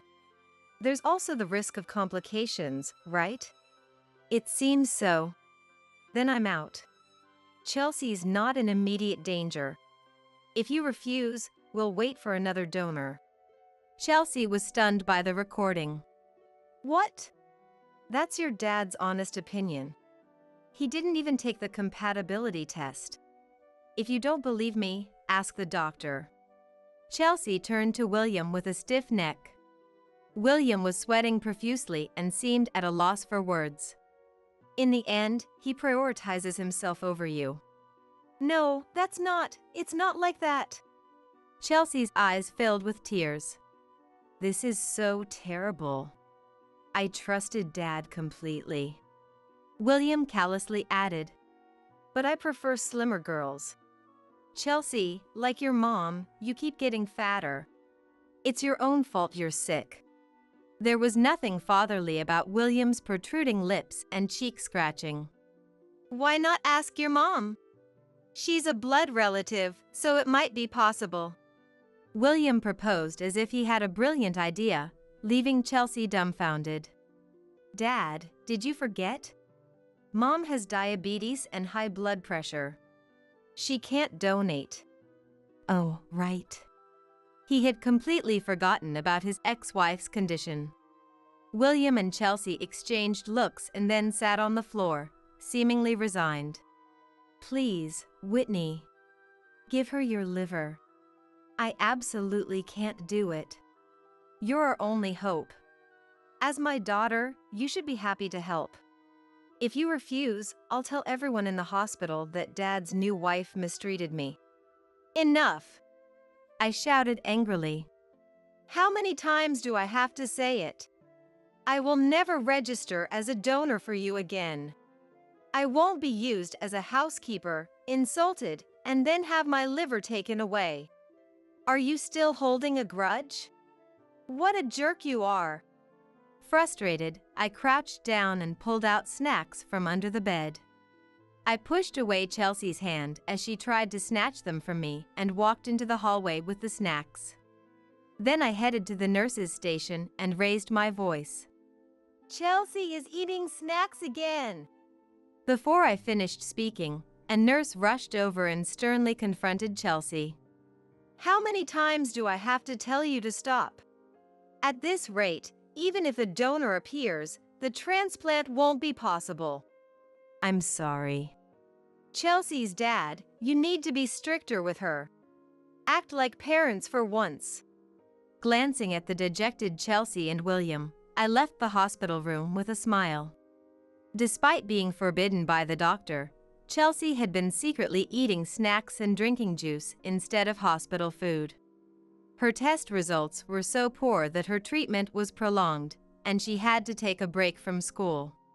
At least take the donor suitability test. The nurse suggested to William, but he refused flatly, which made her furious. You spend money and love on your mistress but refuse to help me. I don't need you anymore. I'll never rely on you again. I said no. Just wait patiently until another donor appears. Is that what a dad should say? Unbelievable. They fought fiercely in the hospital room every day, and their relationship was completely cold. Later, William signed the divorce papers I sent him and returned them.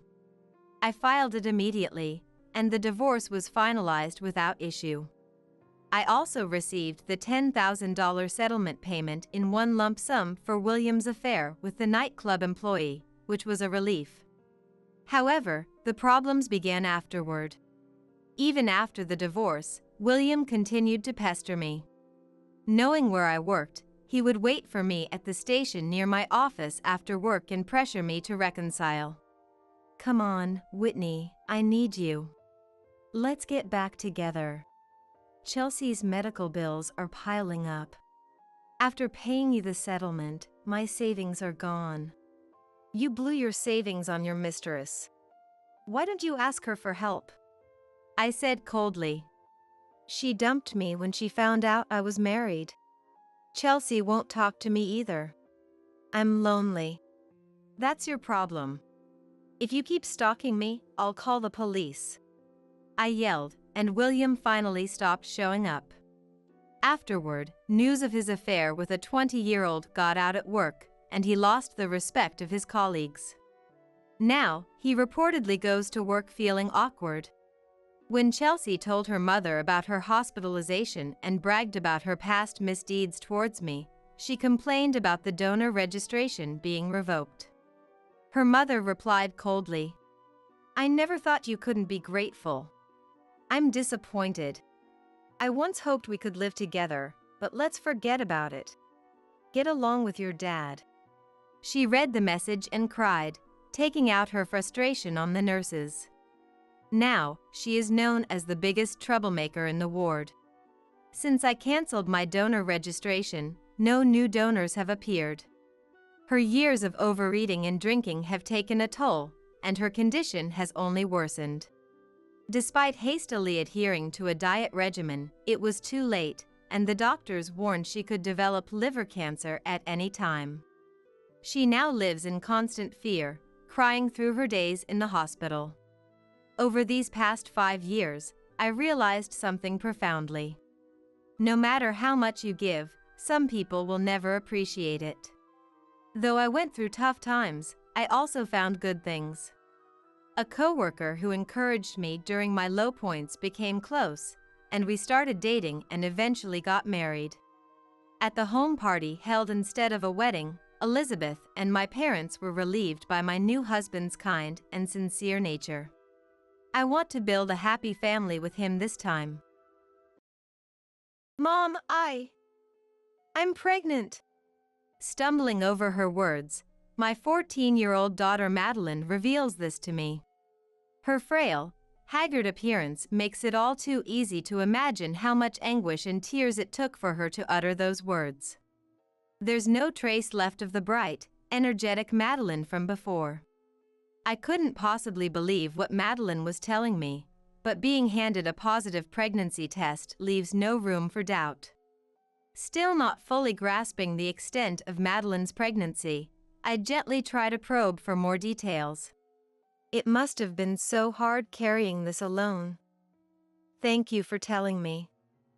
When did you take this test? I'm sorry, Mom. I'm so sorry. Did you buy the test yourself? And who's the father? If she's pregnant, there has to be someone responsible. I know I shouldn't pry too much, but without understanding the situation, I can't take the appropriate actions for her.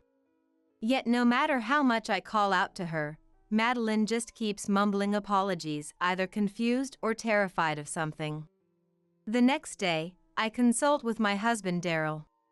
But kind-hearted and extremely sensitive Daryl becomes distraught over Madeline's pregnancy. Worried for them both, the three of us head to the nearest station to go to an obstetrician. But on the train platform, I realize I forgot my insurance card and have to rush back home, leaving Daryl and Madeline. Returning home, I grab the insurance card and am about to hurry out when the landline, which rarely rings, starts ringing. Sensing something ominous, I pick up the receiver and receive news that Daryl and Madeline have been taken to the hospital. Not wanting to accept reality, I rush to the hospital, searching for them to no avail. An officer at the hospital tells me the truth, leaving me in utter shock. I burn with a fierce desire for revenge against whoever subjected my precious family to such a terrible fate. Back home, I gather the people I need to talk to and immediately confess. Daryl and Madeline, they jumped in front of a train and committed suicide. My name is Sherry. I'm 43 years old. Originally from Boston, I worked in sales at a major insurance company. But when I got married, I quit my job and moved to my husband Daryl's hometown in the countryside. We live with his parents. The reason is that I fell in love with Daryl, who was working hard to preserve the fine traditions of his parents' bespoke tailoring shop for the future, and wanted to support him. The products sold at my in-laws' bespoke shop were too good to let fade away. I fell for Daryl, but another big factor was that I felt strongly drawn to the products my in-laws were selling. Sales have been in the red lately, haven't they? Yeah, it's not good at all. It's the changing times, I guess. Almost all the other shops have gone out of business. Ours is pretty much the only bespoke tailor left around here. For a while after moving to the countryside, I also worked at the bespoke shop handling sales. So even without hearing the numbers, I knew we were operating at a loss. Most of our business hours are quiet, with no customers. My in-laws' acquaintances do come to buy things, but it's only a handful of patrons. It's not uncommon to go a whole day without a single customer. Even without sales, it still costs money just to keep the shop running. The people making the products here are my father-in-law Jody, Daryl, and a few other craftsmen. Sales are handled by my mother-in-law Sue, my sister-in-law Sylvia, and myself. It may be a small operation, but with employees to support, operating at a loss like this means we're on the brink of shutting down. At this rate, each day will just be a slow decline into ruin.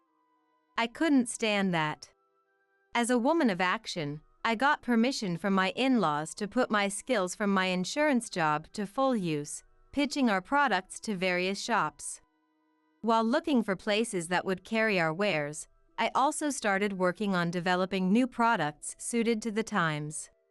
Still a novice when it came to bespoke tailoring, I first visited a couple who used to run a bespoke shop and were friends with my in-laws, to gain some knowledge.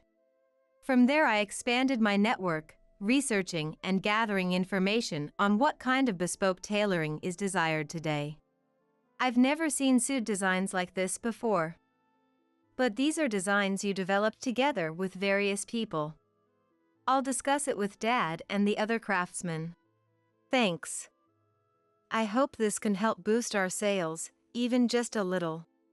Thanks to the new products I painstakingly developed with many people, customer traffic began to increase slightly. After that, with the birth of my daughter Madeline, I no longer had the leeway to show my face at the shop. But wanting to contribute to sales even a little, I started selling our products on social media.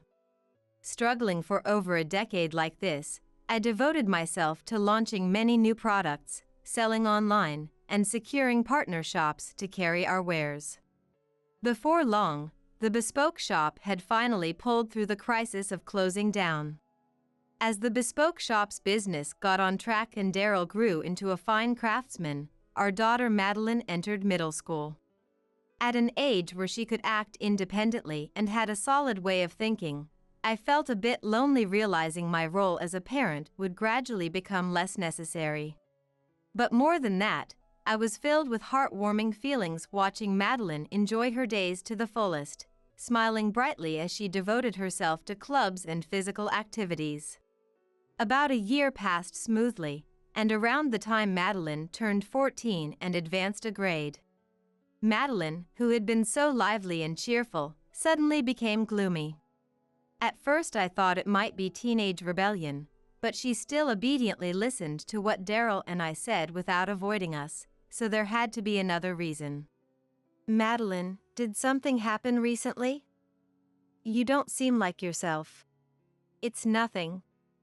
I think I'm just a bit tired from sports. I'm going back to my room. Even when I tried to make opportunities to talk, Madeline would only say she was tired from her sports teams. She started shutting herself in her room more, and Daryl and I grew concerned. After Madeline returned to her room, leaving Daryl and I alone in the living room, I couldn't help but voice my worries to him. Why do you think she won't talk to us? Am I that unreliable? Sherry, you're a wonderful mother in my eyes. When the time is right, I'm sure she'll open up to us. I wonder if something happened at school, or... I'm just as worried as you are. Let's be patient a little longer, Sherry. Encouraged by Daryl's kind words, I resolved to take my time and be there for Madeline. It's a sensitive time, she must be feeling so alone and anxious. Maybe at her age, parents seem annoying, but my feelings for Madeline, my love for her, will never change. Wanting her to feel that, I put in my utmost effort to face Madeline and continue supporting her. Weeks later, Madeline still hadn't regained her cheerfulness. Her face seemed even more strained, as if agonizing over something, and she often lacked focus. I spent my days desperately holding back the urge to pry out of excessive concern. Mom. Madeline came to me in the living room after I finished checking social media and packaging products for online sales. It was already late at night. Normally Madeline would be asleep in her room at this hour, but that day she came out and approached me. Maybe she was finally ready to confide her troubles. Thinking this, I shook off my sleepiness and had Madeline sit on the sofa for now. What is it, Madeline? It's okay, we have plenty of time, so take your time. Yeah. Madeline fell silent after that, seemingly at a loss for words or unable to muster the courage to speak. It felt like it had been a long time since I properly looked at Madeline face to face like this. Looking closely, there was no trace of her former energetic aura, and her complexion was poor. She often left her dinner unfinished lately and seemed to have lost some weight, so I was desperate to hear the rest of what she had to say. But I held back, knowing that pressing her now would only corner Madeline when she'd finally decided to open up. I waited patiently, gently rubbing Madeline's back. Finally, she opened her mouth heavily. Mom, I'm pregnant. What? I'm sorry. I'm so sorry. Mom. With trembling hands, Madeline took out a pregnancy test with a positive result. I was completely bewildered by this unbelievable reality. But seeing Madeline tearfully repeating apologies, I realized she must have been suffering alone with this worry for so long, and my heart ached. Madeline. It must have been so hard, keeping this to yourself. I'm sorry. I'm sorry. So, do you have any idea who? If you're pregnant, then. But no matter how I asked, Madeline only responded with sobs and apologies.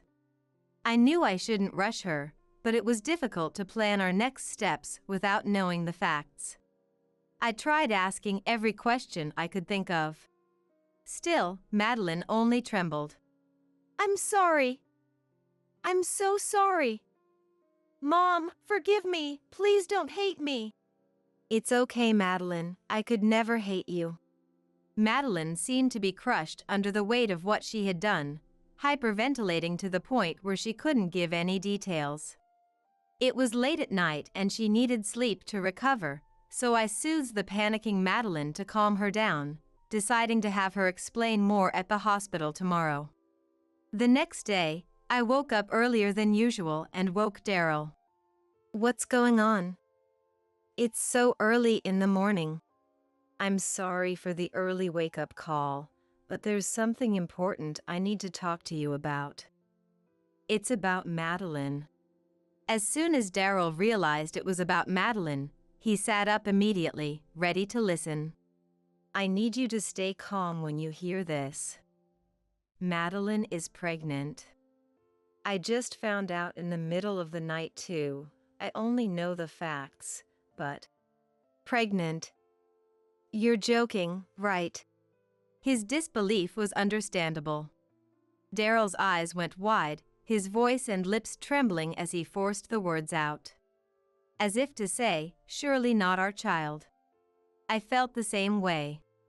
I think Madeline had been agonizing over this for a while. After she told me, she kept apologizing over and over while hyperventilating. You've seen how she's been acting lately, right? Yeah. When Madeline told me, I was extremely shaken up too, all sorts of emotions threatening to explode out of me, but Daryl seemed to be taking the shock even harder than I did. I could tell he was trying his best to listen despite being upset, but it didn't feel like he was just passively taking in my words. Daryl has always been kind-hearted and sensitive by nature. Even without saying it out loud, he was probably imagining how Madeline felt, taking on damage as if it was his own. And as a father, he must have been shocked that his young daughter was pregnant. Until we get more details at the hospital, let's not say anything that might upset Madeline. We're planning to go to the OB/GYN in the next town over today. I want you to come with us. Okay. I told him because I felt I couldn't hide the truth, but seeing how shaken and haggard Daryl became filled me with regret for saying anything. But I knew I was doing the right thing. Daryl must be desperately trying to process the reality of the situation. If that was the case, then I needed to take charge with a strong will. I felt bad for my in-laws, but I contacted them to let them know Madeline had suddenly fallen ill and got permission for Daryl and I to take off work. When Madeline woke up, I tried asking her again about the circumstances of her pregnancy, but couldn't get any solid information. Maybe it was hard for her to say in front of her father. With that thought, I simply gave the silent Madeline a gentle hug. As I did that, I realized our departure time was approaching and the three of us left the house. We took a taxi to the nearest train station. When we got to the platform, I realized I had forgotten something critical. I think I forgot Madeline's insurance card. In that case, should I go back and get it? No, you and Madeline wait here on the platform. I'll go grab it and be right back. I could have let Daryl handle it, but I felt uneasy about making the somewhat long walk alone in his current state, unable to hide his fatigue after hearing about Madeline. I didn't want him getting lost in thought and becoming careless. And I couldn't very well make Madeline walk unnecessarily when she looked ill. So I left the two of them on the station platform and headed back home.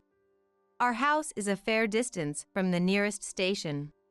If there had been a taxi at the stand outside, I would have taken one, but there wasn't a single car there at a time like this. So I decided to sprint home at full speed.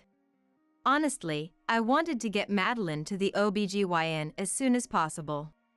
As I ran, short of breath, I harshly criticized myself for forgetting something so important. I arrived home, put the insurance card in my wallet and was about to leave when the rarely used landline phone suddenly started ringing. I could have ignored it and rushed to the station, but I felt I had to answer. I dashed to the living room and picked up the phone. The caller was a nurse from the biggest hospital in the area. In a flat tone, she delivered the shocking news that Daryl and Madeline had been taken to the hospital. The hospital staff must have been swamped, because she didn't provide any other information, just telling me to come to the hospital immediately. In a daze, I called a taxi and headed to the hospital where the two of them presumably were. On the way, the taxi driver mentioned there had been a fatal accident on the train tracks halting the trains. Hearing that, I broke out in a cold sweat wondering if the people who jumped might have been Daryl and Madeline. The image of a depressed and unwell Madeline alongside a haggard Daryl, reeling in shock after learning of his daughter's pregnancy. A vivid scenario played out in my mind of these two impulsively jumping onto the tracks together as a train approached. It can't be, I told myself, but once the worst-case scenario popped into my head, it continued smoldering inside me. Please let them be okay. I arrived at the hospital and entered the ER where many nurses and doctors were rushing about in a flurry. Looking a bit further in, I saw the surgery in progress, light glowing red. An ominous feeling stirred up my chest, the negative speculations mocking my wish that I was just overthinking things. I couldn't very well talk to the frantically scurrying nurses, but I also didn't know where to go. As I stood there at a loss, a police officer approached me. Is there something I can help you with? Actually, I explained the series of events that led me here. The officer gave a small nod of understanding. It seemed he had been waiting for me. Then, he began to speak in a heavy tone about what had happened on the station platform with Daryl and Madeline. Brace yourself for what I'm about to tell you. The truth is. After that, I was stunned by the revealed facts. Burning with a desire for revenge, I left the hospital alone and returned home. Then, in order to report today's events to my in-laws and family, I had them gather in the living room after closing the shop. I'm sorry, Jody, Sue. Sylvia, thank you for joining us too. What on earth is going on? I heard Madeline wasn't feeling well and got worried. You don't think something happened to Madeline, do you? While Jody and Sue expressed their concern, Sylvia looked bored as she inspected her nails. Her behavior only fueled my anger further, but I had to hold on just a little longer. I would expose her true colors. With that thought in mind, I began to speak, my emotions still running high. The truth is, Madeline is pregnant. And today, on the way to the obstetrician with the family, She and Daryl jumped in front of a train in an attempted suicide pact. My in-laws were left speechless by my explanation. Their reaction was completely understandable. The shocking nature of my words naturally left them at a loss. However, Sylvia's response was markedly different. Upon hearing the news, she began trembling, a look of panic spreading across her face. Her reaction was exactly as I had anticipated, and I had to stifle the laughter welling up inside me. As Sylvia turned pale and shook, my in-laws tried to calm her, their voices soothing. But Sylvia brushed off their attempts at comfort. "I'm not to blame. I didn't do anything wrong. I would have never imagined they would be jumping in front of a train." With that outburst, she fled from the living room. Jody and Sue watched in bewilderment as Sylvia ran off, clearly having no idea what was happening. "What on earth? What's going on?" Suddenly, an ear-piercing scream rang out, prompting Jody and Sue to jump to their feet and rush out of the living room. There they found Sylvia, collapsed on the ground in shock. Standing before her were Daryl and Madeline, both leveling disgusted glares at Sylvia. "How dare you treat my precious daughter so cruelly? I can't believe it. I trusted you, Auntie. We've already consulted the police about taking appropriate action. You're going to have to take responsibility for what you've done." Left behind by the rapid developments, Jody and Sue stared at me in utter confusion, clearly at a loss. Though my goal had been to expose Sylvia's misdeeds, I had still told a lie that left my in-laws reeling. Feeling the need to apologize and explain the truth, I began to recount what had really happened. When I arrived at the hospital, the police officer informed me that Daryl and Madeline had fallen down a flight of stairs on the train platform. According to eyewitness reports, Madeline had stumbled on the steps, and though Daryl tried to catch her, they both ended up tumbling down. A passerby who saw the accident called for an ambulance and reported the incident to the police. Thanks to their quick action, Daryl and Madeline were rushed to the hospital within minutes of the accident occurring. Though they were both covered in bruises, their lives weren't in danger and hospitalization wouldn't be necessary, much to my relief. The officer who responded to the call was exceptionally kind. Despite having already finished processing the scene, he waited for me, a family member, to arrive at the emergency ward. "You mentioned that your daughter is pregnant. With a fall like that, I'm afraid there's a possibility she may have miscarried." "Oh no. I believe they're running tests now. Please, follow me." The officer led me deep into the emergency ward, where I spotted Daryl and Madeline sitting on chairs in the hallway. I broke into a run, rushing to their side. "Madeline! Daryl! Thank goodness! Thank goodness you're all right." "Sherry, I'm so sorry for worrying you." "Mom! I'm sorry." As I embraced them, I felt the warmth of their bodies and they responded to my frantic questions, bringing tears of relief to my eyes. Daryl's arms and head were wrapped in bandages, but Madeline appeared to be unharmed. While I was relieved by that fact, the officer's words echoed in my mind. To face pregnancy and miscarriage at such a young age was unimaginably cruel. "What about the test results?" About that. It turns out Madeline wasn't actually pregnant. "What? Really?" Madeline had apparently been worried about her missed periods. However, the doctor suggested that her young age, sleep deprivation, and stress were likely contributing factors. Her eating habits had also been poor recently, which undoubtedly played a role as well. "But the pregnancy test was positive." The doctor thought that was strange too.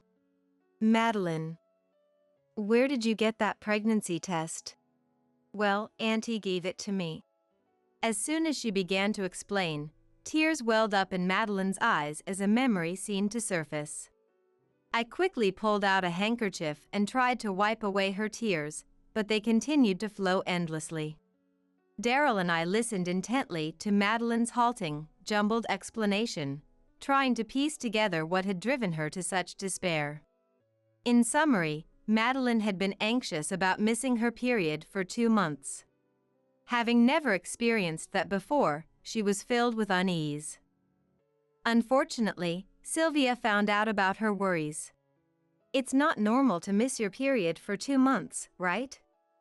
Something must be seriously wrong. Maybe you're sick, or maybe you're pregnant. You're right. I'm really worried. Why don't you take a pregnancy test, just to be sure? I have a few on hand.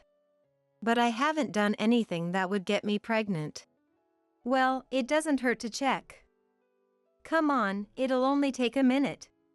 Overwhelmed by Sylvia's forcefulness, Madeline found herself unable to refuse and reluctantly took the test. And the result was positive. Despite not having engaged in any activities that could lead to pregnancy, Madeline was baffled by the test results and went to Sylvia for advice. I took the test, and this is positive, isn't it? Are you serious? Getting pregnant at your age is a disaster. Your life is basically over. I guess school is out of the question now, huh? But I haven't done anything that would get me pregnant. What? The test results don't lie. Do you know how accurate these tests are? 99.9%. That means you're pregnant. What are you going to do now? This is going to cause so much trouble for me and your mom and dad. Oh no! What should I do, Auntie? Though Madeline insisted she had done nothing wrong, Sylvia declared that the test results were absolute. Her expression turned terrifying as she berated Madeline. Panicking and at a loss for what to do, Madeline turned to Sylvia for help. But Sylvia just glared at her with utter revulsion, brushing off her pleas. Getting pregnant in middle school? What is wrong with you? That's disgusting. I can't believe you do something like that when you're so young. You're acting like a total slut. What? You can't even support yourself, and now you're pregnant? This is a serious crime, you know. We've worked so hard to get the store back on its feet, and now your baby is going to ruin everything and maybe even force us to close down. I will never forgive you if that happens. You better figure this out. Rather than providing Madeline with accurate information, Sylvia did nothing but stoke her fears before storming off, leaving Madeline alone to deal with the fallout. Abandoned and directionless, Madeline didn't know what to do. She wanted to reach out for help, but Sylvia's cruel words haunted her, paralyzing her. Madeline was terrified that her own parents, the ultimate authority figures in her life, would react the same way Sylvia had. Unable to voice her fears, she bottled everything up, heaping her troubles to herself. With no friends to confide in, Madeline was left to bear the crushing weight of a potential pregnancy all alone. The emotional strain sapped her energy, robbed her of sleep, and stole her appetite.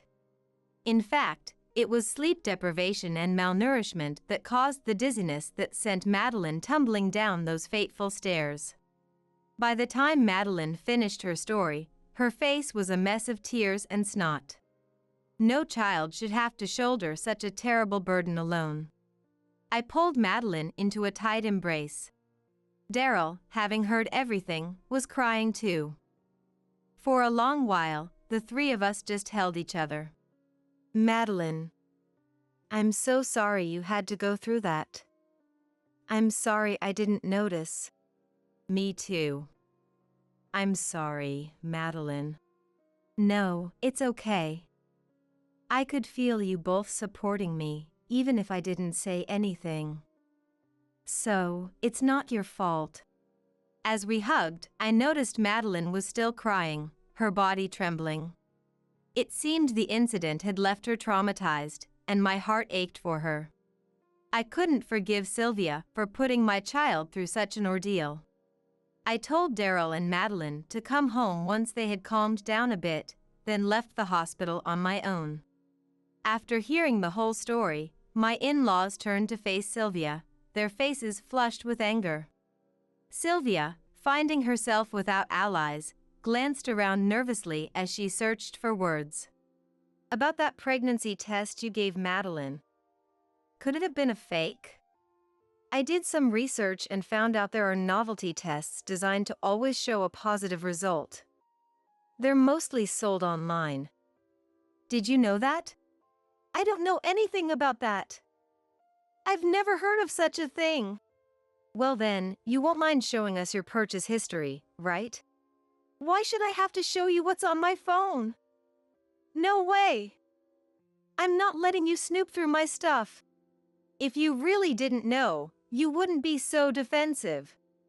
And you just said you never would have thought to do something like that, didn't you? Sounds to me like you're admitting guilt. I'm telling you, I don't know. Sylvia tried to stand up and run away, but Jody grabbed her and demanded to see her purchase history. It seemed like she couldn't resist anymore. Then, Sylvia, resigned, threw the smartphone screen showing the purchase history towards me. I knew it. The screen displayed the record of a pregnancy test kit purchased as a prank. It was clear evidence of what Sylvia had done. Unable to hide it any longer, Sylvia confessed everything. Yes, I did it all. From the start, I couldn't stand Sherry acting all high and mighty after suddenly showing up.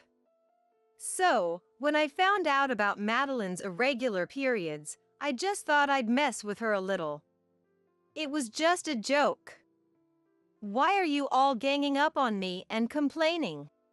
Sylvia's confession revealed her selfish motives. The fact that I had contributed to Custom Tailor's sales and turned the business around. Moreover, through sales activities, I had become friendly with the neighbors and gained more acquaintances. From Sylvia's perspective, it seemed she didn't like that I was getting along better with everyone than she was. Unlike me, who always takes action and tries to interact with people, Sylvia had a passive personality. She had beautiful features and was recognized as a beauty by everyone. That's why Sylvia, who took pride in it, believed that others should always approach her first. She was friendly to those who did something for her, but cold to those who didn't do anything in particular. I think that's where the difference in our popularity stemmed from. What the heck? Just because you're a little good at sales, you're getting carried away. I bet you just asked people for favors, sucked up to them, and got them to praise you. Everyone keeps going on about Sherry, even though you're uglier than me. Hey! How can you say that to Sherry? Sherry has been working hard for our store, desperately coming up with new products and finding sales leads, sacrificing even her sleep. What have you been doing in the meantime? It's all right, Daryl, that's enough. I was furious at Sylvia's words, but this was in front of Madeline. I didn't want to show her a scene of us fighting with foul language. Perhaps sensing that, Daryl suppressed his anger and looked towards the front door. We've called the police too, so we absolutely won't forgive you. There's no need to make such a big deal out of it. Can't you take a joke? I can't believe this.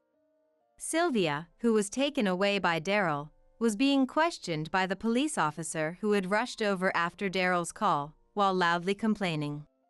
The officer was different from the one at the hospital, but it seemed like he had been briefed well and had a general grasp of the situation.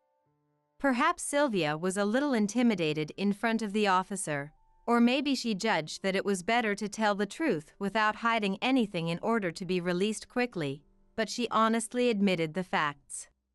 Her tone was very light. Until the very end. It was just meant to be a little joke.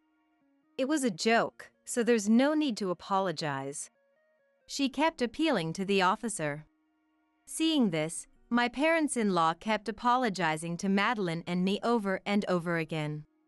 It wasn't my parents-in-law's fault, but no matter how much we told them to stop, they wouldn't listen at all. While we were arguing back and forth, it seemed Sylvia had been released and came back to us. Ah, I went through hell. I really can't believe this. Aren't you going to apologize to Madeline and Sherry? That's right. You shameless woman. Do you have any idea how much you hurt Madeline? Huh? I keep telling you. It was just a joke.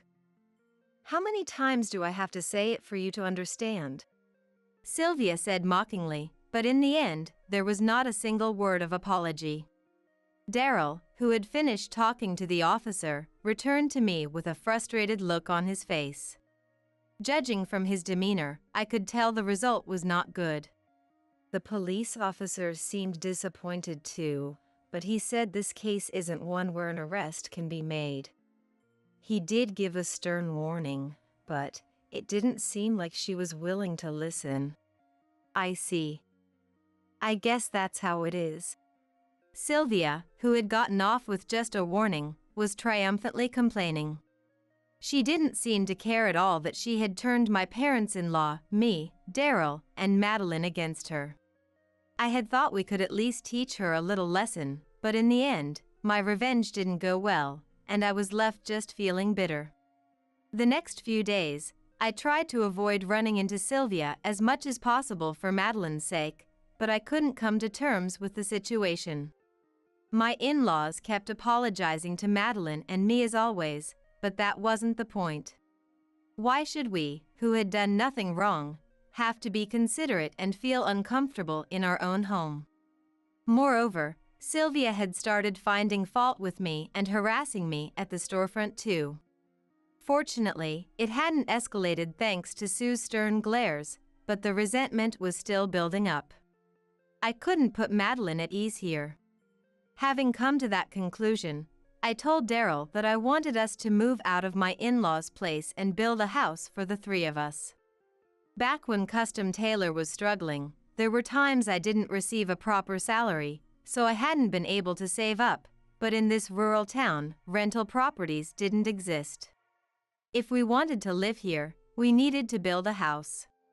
I knew it would be tough, but in order to somehow make it happen, I desperately focused on sales and online marketing. Then, a few months later, just as we were slowly building up funds, Sylvia suddenly abandoned everything, including her job, and casually left home one day. Apparently, the reason was that she had found her destined love. Furious at her utterly selfish reason, my in-laws' anger exploded. After calling her numerous times, when Sylvia finally answered, Jody declared, "You're disowned." He then roughly hung up the phone. A whole year had quickly passed since Sylvia left, and we had been considering moving out of my in-laws' place, but with Sylvia's sudden disappearance, we were still living with them. Business was still going great, and every day was consumed by work. I had almost completely forgotten about Sylvia's existence. Then, one evening, the house phone rang. Wondering who it could be at this hour, I watched as Jody, who was nearby, answered the call. Picking up the receiver, Jody let out a big sigh and furrowed his brow. "Hey! The house is gone! What's going on?" Hearing the familiar loud voice leaking out from the phone, Daryl and I, who were there, exchanged surprised looks. We had never dreamed that Sylvia would call. But Jody had a calm demeanor, as if he had known a call would come someday. "We sold the house a long time ago." "Huh? I never heard about that. Tell me where you moved." "Why would I tell you? You're no longer a part of our lives." In fact, about 6 months after Sylvia left, we had moved to the city. It was my in-laws who had suggested it. I didn't know the full circumstances, but there was no way someone with Sylvia's personality could live harmoniously with a man. My in-laws had been wary that someday, Sylvia would be kicked out and come back in a pinch. What are you saying? The store. You have the store, don't you? You'll be in trouble if I don't take it over for you. I haven't forgiven you for calling custom tailors' work outdated and a garbage business. I'd rather close the store than have you take over. Jody was so enraged like I had never seen before. Just like Daryl, he was usually gentle, and I had rarely seen him angry. For Jody to raise his voice this much, it must be quite serious.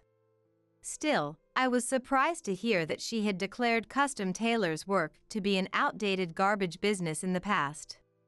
Thinking about how my in-laws had forgiven such a worthless daughter and had continued on without abandoning her all this time, I couldn't hold back my tears. I'll say it one more time. You're disowned. Don't ever show your face in front of us again. Wait a minute. I'm in a really tough spot right now. Money. I need money. Come on, Dad, help me out. Before Sylvia could finish talking, Jody had hung up the phone, so I couldn't hear any more of her words after that. I could tell she had tried to win him over with tears at the end, but I wasn't sure how that pleading voice sounded to Jody. Jody's back after hanging up the phone was indescribably lonely, and I couldn't bring myself to say anything. Daryl gently patted my shoulder as I stood there at a loss for words. Far away from our hometown where the store used to be, we had no idea what became of Sylvia and were once again caught up in our busy daily lives. However, a few months later, while minding the store with Sue, a couple who were acquaintances of my in-laws from far away came to visit. This couple had continued to buy our products back when the store was on the verge of closing down. They had been purchasing through mail order for a while, but they had apparently come to see us while on a trip. And it was from this couple that I heard about Sylvia's current situation. It seemed that when Sylvia found out she had lost her house, she went around approaching anyone she could find in the neighborhood. Since it was a small rural area, Sylvia's misdeeds were already known to all the residents, and far from lending a helping hand, there was not a single person who even offered her kind words. A shameless woman who had hurt a girl of marriageable age with an unethical prank and remained defiant even to the police. She was apparently living her days with people talking behind her back. Even for Sylvia, living in that small town with no allies must have been uncomfortable. And as for Sylvia's partner, about whom we hadn't known the details, it turned out to be a man from the bar she frequented. Sylvia had become infatuated with a man at a certain bar a few train stations away from her hometown. Confident in her own beauty, Sylvia had no doubt that the man at the bar was in love with her. To make the barman even more crazy about her, she had poured in large sums of money and even used up all her savings. After leaving home, she had apparently been frequenting the bar, barely working and accumulating debt. But such a lifestyle couldn't continue forever, and when she reached a point where she couldn't repay her debts or borrow more money, she seemed to have sought help from the man she was so invested in. The man himself was questionable, but that was her own fault. After being swiftly dumped by a woman who was only beautiful and had recklessly created debt, she was apparently struggling to repay her loans without even receiving help. With no place to live, Sylvia was forced to live on the streets for a while. However, the residents, thinking it would be troublesome if she suddenly turned up dead after being on the streets for a long time, had Sylvia live in a dilapidated house with a hole in the roof that could hardly be called clean. And now, even in her hardship, unable to honestly work, Sylvia was apparently clutching her remaining money, riding the train, and trying to seduce any man who looked wealthy. And using the pregnancy test that would absolutely show a positive result, which she had given to Madeline, she was reportedly informing her numerous partners with whom she had physical relations that she was pregnant and demanding marriage or child support payments. I was astounded that she was still targeting rich men at this point, But apparently, that strategy had yet to succeed, and she was often seen returning to the rundown house in her hometown, exhausted. The area around her hometown was by no means urban, so Sylvia's bad reputation had spread in no time. There was a terrible woman, beautiful but threatening pregnancy to demand marriage and child support. As such rumors spread, it had apparently become difficult for her to even seduce men recently. Even when she occasionally succeeded in bringing a man home, she would end up having her money taken and only wearing herself down, according to the couple who visited the store. Having lost a home to return to and unable to maintain the beauty she had absolute confidence in, Sylvia's state must be quite unseemly. Having achieved revenge in an unexpected way, I felt a little lighter in my heart. It was a shame I couldn't see it with my own eyes, but I couldn't even spare the time to go see how Sylvia was doing now. She really is a hopeless child as always, causing trouble for everyone. Sue. Although she had declared Sylvia disowned, just like Jody, the inherently kind Sue seemed to be pained by Sylvia's current situation. She also seemed concerned about causing trouble for the former neighborhood residents, but the couple who visited the store laughed, saying it made for a good topic of conversation. After chatting for a bit, they purchased a few new products and left. Changing the subject, the reason my in-laws had suggested moving was that I had mentioned our past efforts to save up funds to move out of their house to avoid Sylvia. I had meant it as a casual conversation, but my in-laws said they would both contribute money to build a new home on a new piece of land. They had apparently also been considering relocating to a more convenient location for a long time and had been saving up. Thanks to that, we were able to build a better house than expected, with a factory next to the store-cum house. The craftsmen were all people who had fallen for my in-laws' character after overcoming the difficult times together, so they followed us to the distant new location. Recently, young apprentices who have been inspired by the quality of the products here have started joining us, saying they want to learn the techniques, and our whole family has begun working on passing down the tradition. There may still be a long way to go, but I feel a strong sense of fulfillment in this work.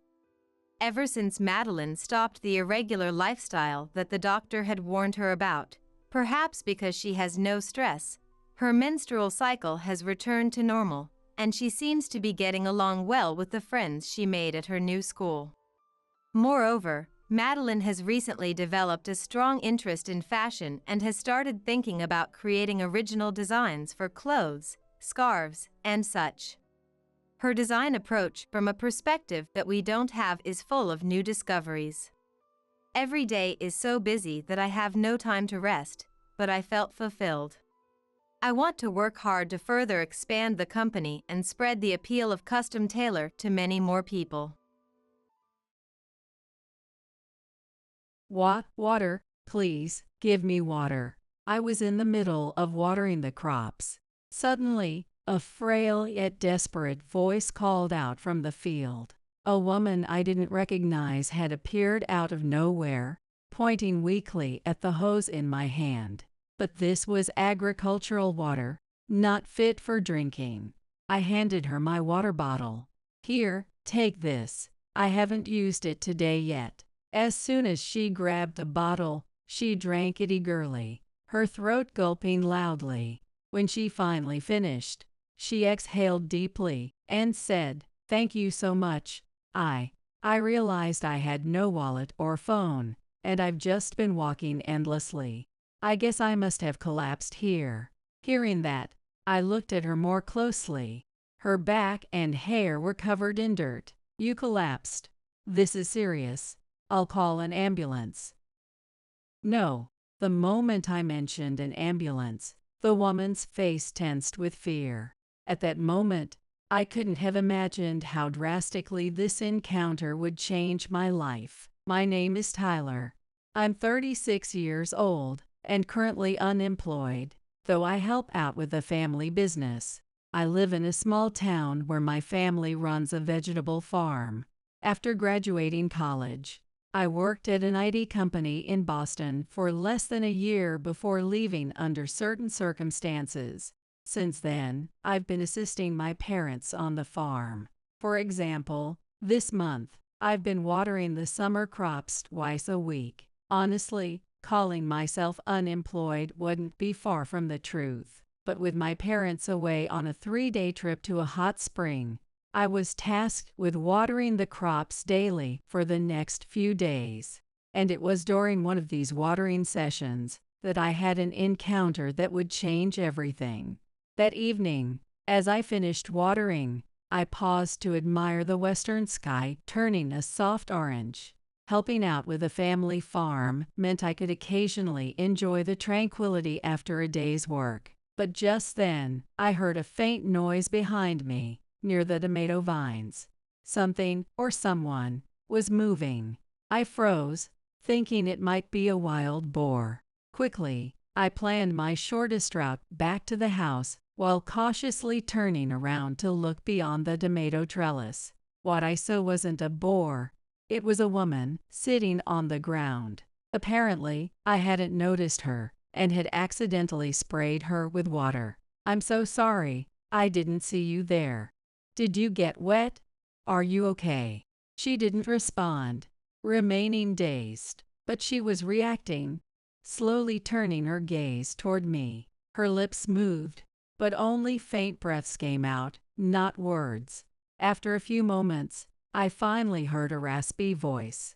Water, please, give me water." Her voice was weak yet desperate. She pointed at the hose in my hand, but it wasn't for drinking. I handed her my water bottle instead. "Here, take this. I haven't used it today yet." Although I hesitated to hand her my personal bottle, she didn't care. She grabbed it and immediately gulped down the water, her throat working with urgency. After finishing, she let out a big breath and said, "Thank you so much. I realized I had no wallet or phone, and I've just been wandering around.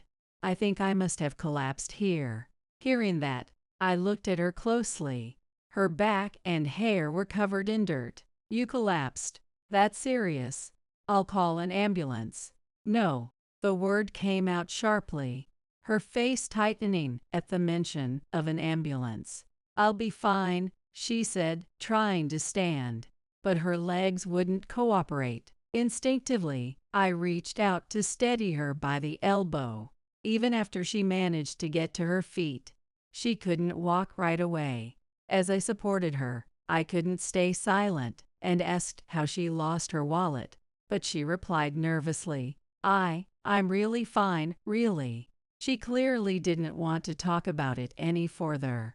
Still, I couldn't leave a woman who had collapsed from dehydration, without a wallet or phone, out on the road, as it was getting dark. "Well, why don't you come to my house? It's just over there, if you're okay with it." She nodded weakly. "Thank you. I'm sorry for the trouble." I helped her walk to my house and prepared dinner. She ate heartily, enjoying the meal I made with vegetables my parents had grown. As we ate, we introduced ourselves. Her name was Kimberly. She was from Boston and worked in an office. She said she had come here to see a nearby scenic spot. "Oh, you mean the famous site they use in crime dramas?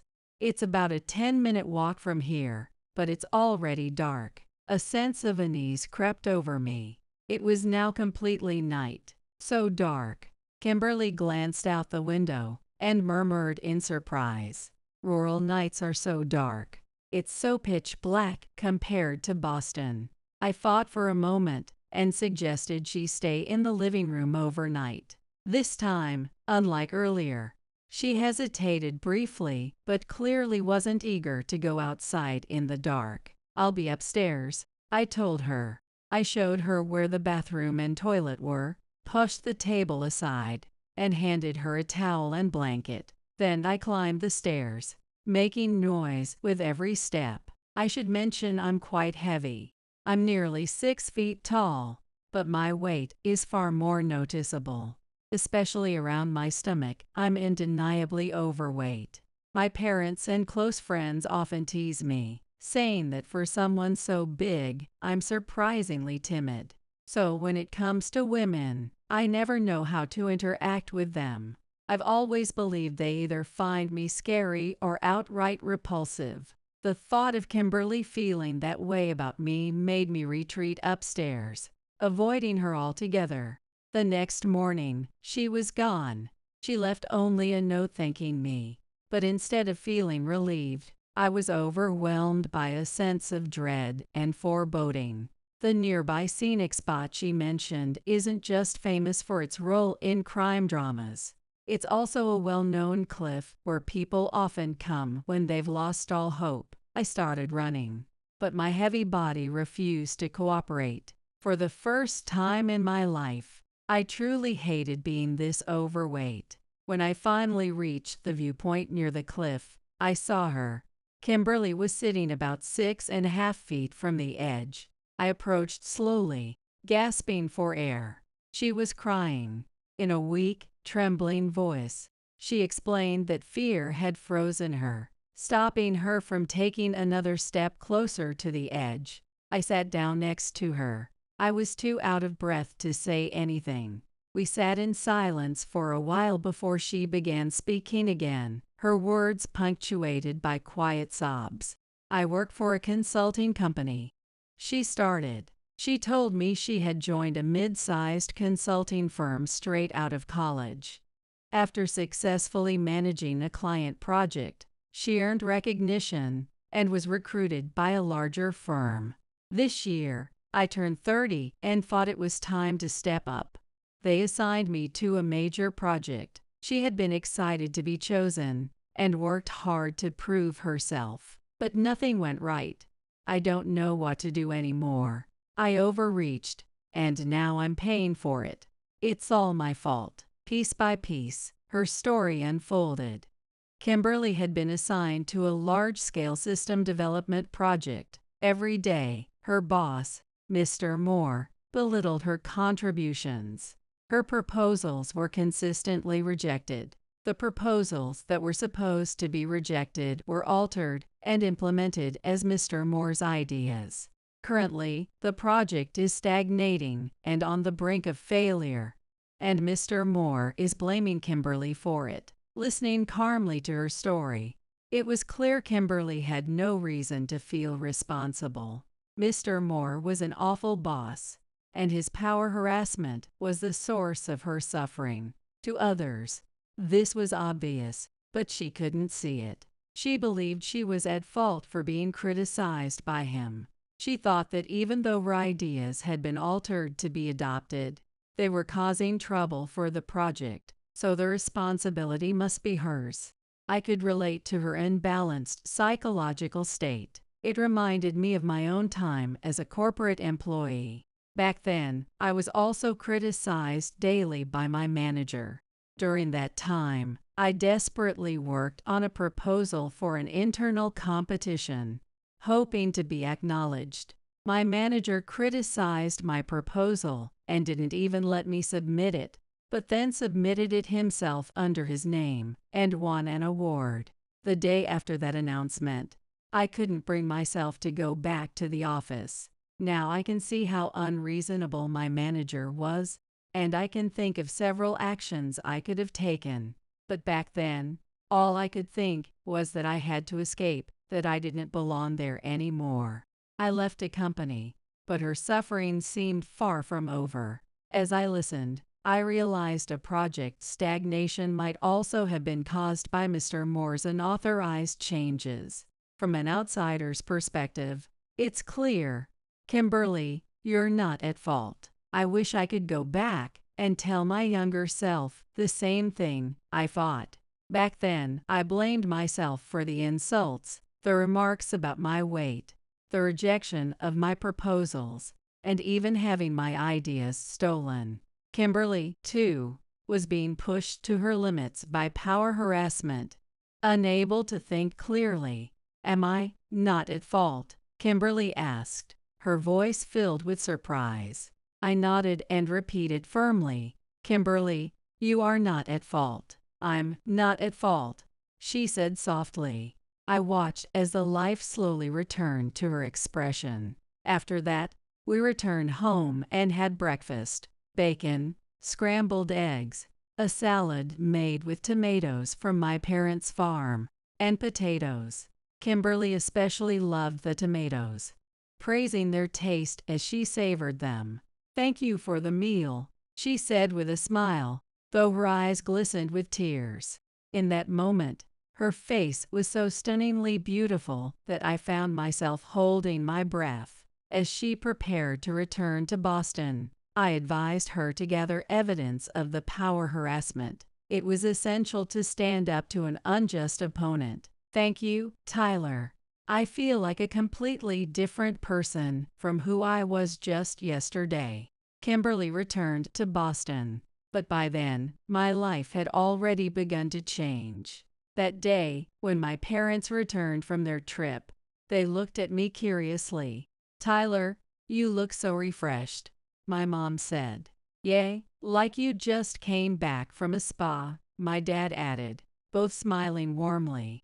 The next day, when I told them I was heading to Boston, they weren't even surprised. They just said, "Good luck," and saw me off. When I arrived in Boston, I contacted my best friend from college, Eric. Eric had started an IT company during school and now had a solid standing in the industry. "Hey, Tyler, finally decided to work for me, huh?" he joked. Whenever we talked, Eric would invite me to join his company. Although I'd been developing and selling apps on my own since leaving my ID job, Eric was the only one who knew about it. Until now, I'd always laughed off his offers. But this time, I needed his help. "I need your support, Eric." That day, I told him about my encounter with Kimberly, her situation, and my desire to help her. "So, let me get this straight. You want to join that project system development team just to help a woman you've only met once?" Eric asked, sounding both exasperated and amused. "I thought you might know one of the outsourcing teams involved," I said, "and maybe you could help me get a foot in the door." "Well, I don't have enough pull to sneak you into another company's team," Eric replied. Hearing this, I was about to give up when he smirked and added, "But you're in luck, Tyler. One of the outsourcing teams for that project happens to be my company." Eric's grin widened. Talk about a lucky coincidence. I even know Kimberly and that problematic boss of hers, Mr. Moore. I've noticed his behavior before. He's the kind of guy you'd want to avoid entirely. Honestly, I've been thinking about ways to address some of these workplace issues myself. I couldn't believe my luck. Eric hired me into his company, and I was immediately assigned to the team involved in her project. 2 weeks later, Kimberly and Mr. Moore came to visit our team.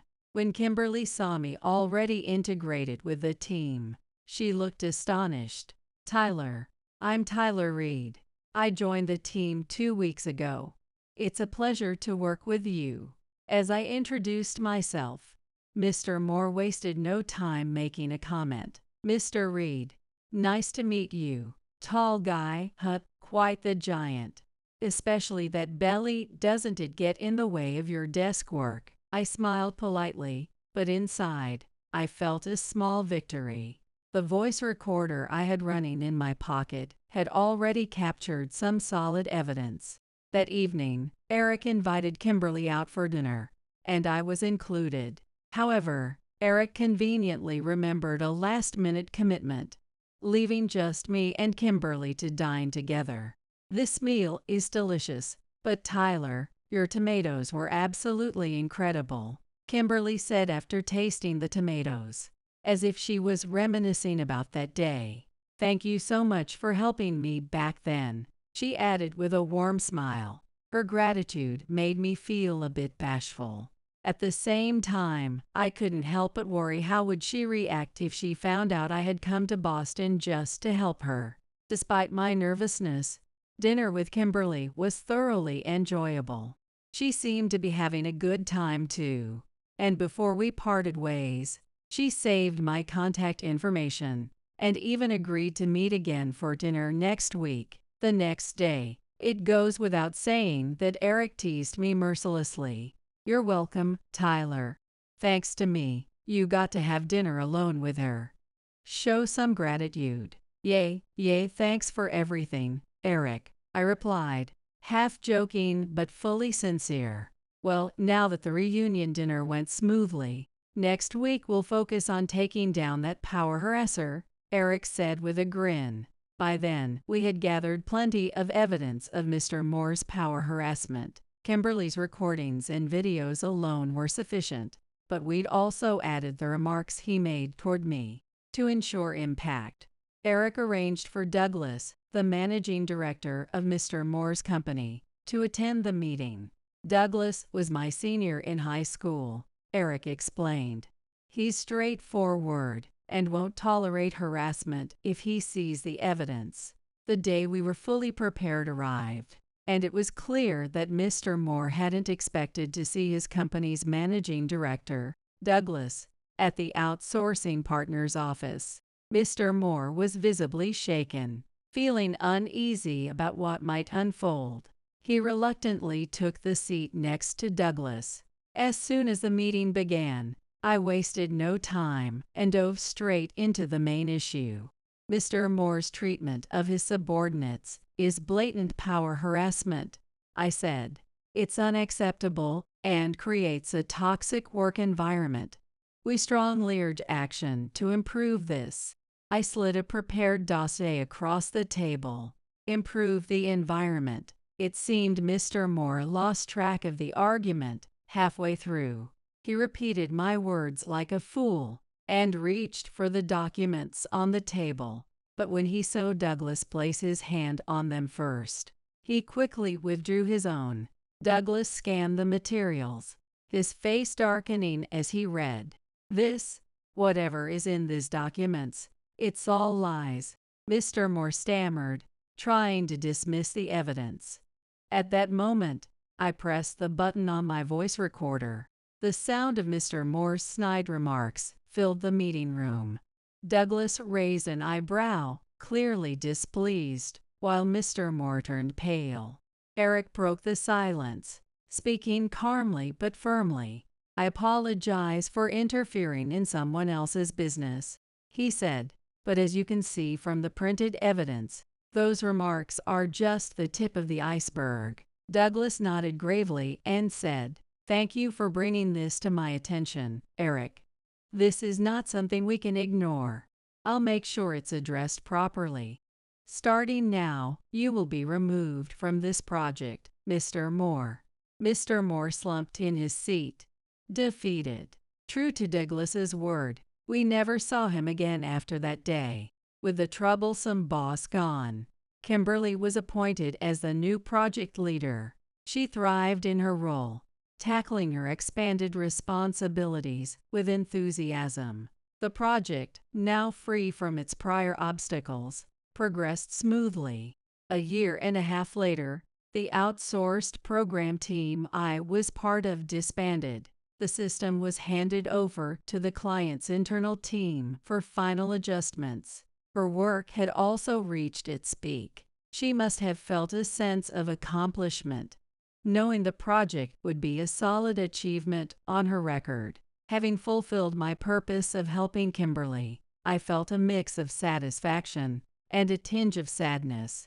The loneliness comes from realizing that I've lost my connection with Kimberly, and seeing her success makes it clear she doesn't need my help anymore. The confusion stems from the fact that even after I changed jobs, Kimberly still contacts me almost daily, and we still often have dinner together. When we were coworkers, it made sense. We were teammates, working toward the same goals and building a strong professional relationship. But now, even though we're no longer connected by work, we still meet for dinner almost every week and talk on the phone frequently.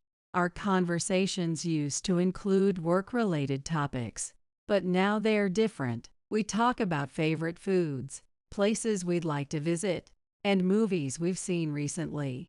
And every time we make plans for our next meeting, why does Kimberly keep seeing me? Is it because I once saved her life? Or because I helped her deal with that power-harassing boss? Could it be that she feels indebted to me? Sometimes I feel like there's something more in her actions, but then I dismiss it as my imagination. One day, while I was out visiting clients with Eric, I caught a glimpse of myself in a shop window. I sighed heavily. "What's wrong?" Eric asked, and I answered honestly. "I mean, I'm still fat, aren't I?" Eric looked at me in shock. "Seriously? You've lost so much weight already." It had been 2 years since I started working at Eric's company, and thanks to a regular routine, I'd managed to slim down. But realistically, I'd only gone from being super overweight to just regular overweight. Standing next to Kimberly, I still feel like I look out of place. "You know," Eric frowned at my muttering. "So that's why you haven't made any progress. Are you seriously letting that hold you back? Don't tell me you haven't even told her how you feel yet. I mean, someone like me doesn't suit her. Don't be ridiculous. Are you seriously going to give up without telling her how you feel, or even finding out how she feels?" Eric's expression turned serious as he started talking about the past. He admitted that he regretted not asking me to join his startup, especially when he heard I quit my job and moved back home. He was deeply frustrated. "You know, the company you got hired at back then was a rapidly growing one. I knew starting my own business would be tough, so I didn't want to drag you into it.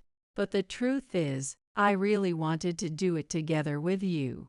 When I heard you'd left your job, I regretted not reaching out to you sooner." This was the first time I had ever heard him say this. "Thanks, Eric, but I left that job because I wasn't strong enough. If anything, I'm the one who should apologize for deciding you were too busy and not even trying to talk to you about it back then." That was how I honestly felt, though I'd never told him before. Wait, does that mean? Exactly. Don't make the same mistake again. If you keep assuming what others feel without asking, you'll only regret it later. Even if she says no, you need to tell her how you feel and find out how she feels too. At that moment, we stopped in front of a famous jewelry store. "It's almost closing time. Let's call it a day here," Eric said, giving me a firm pat on the back before walking away.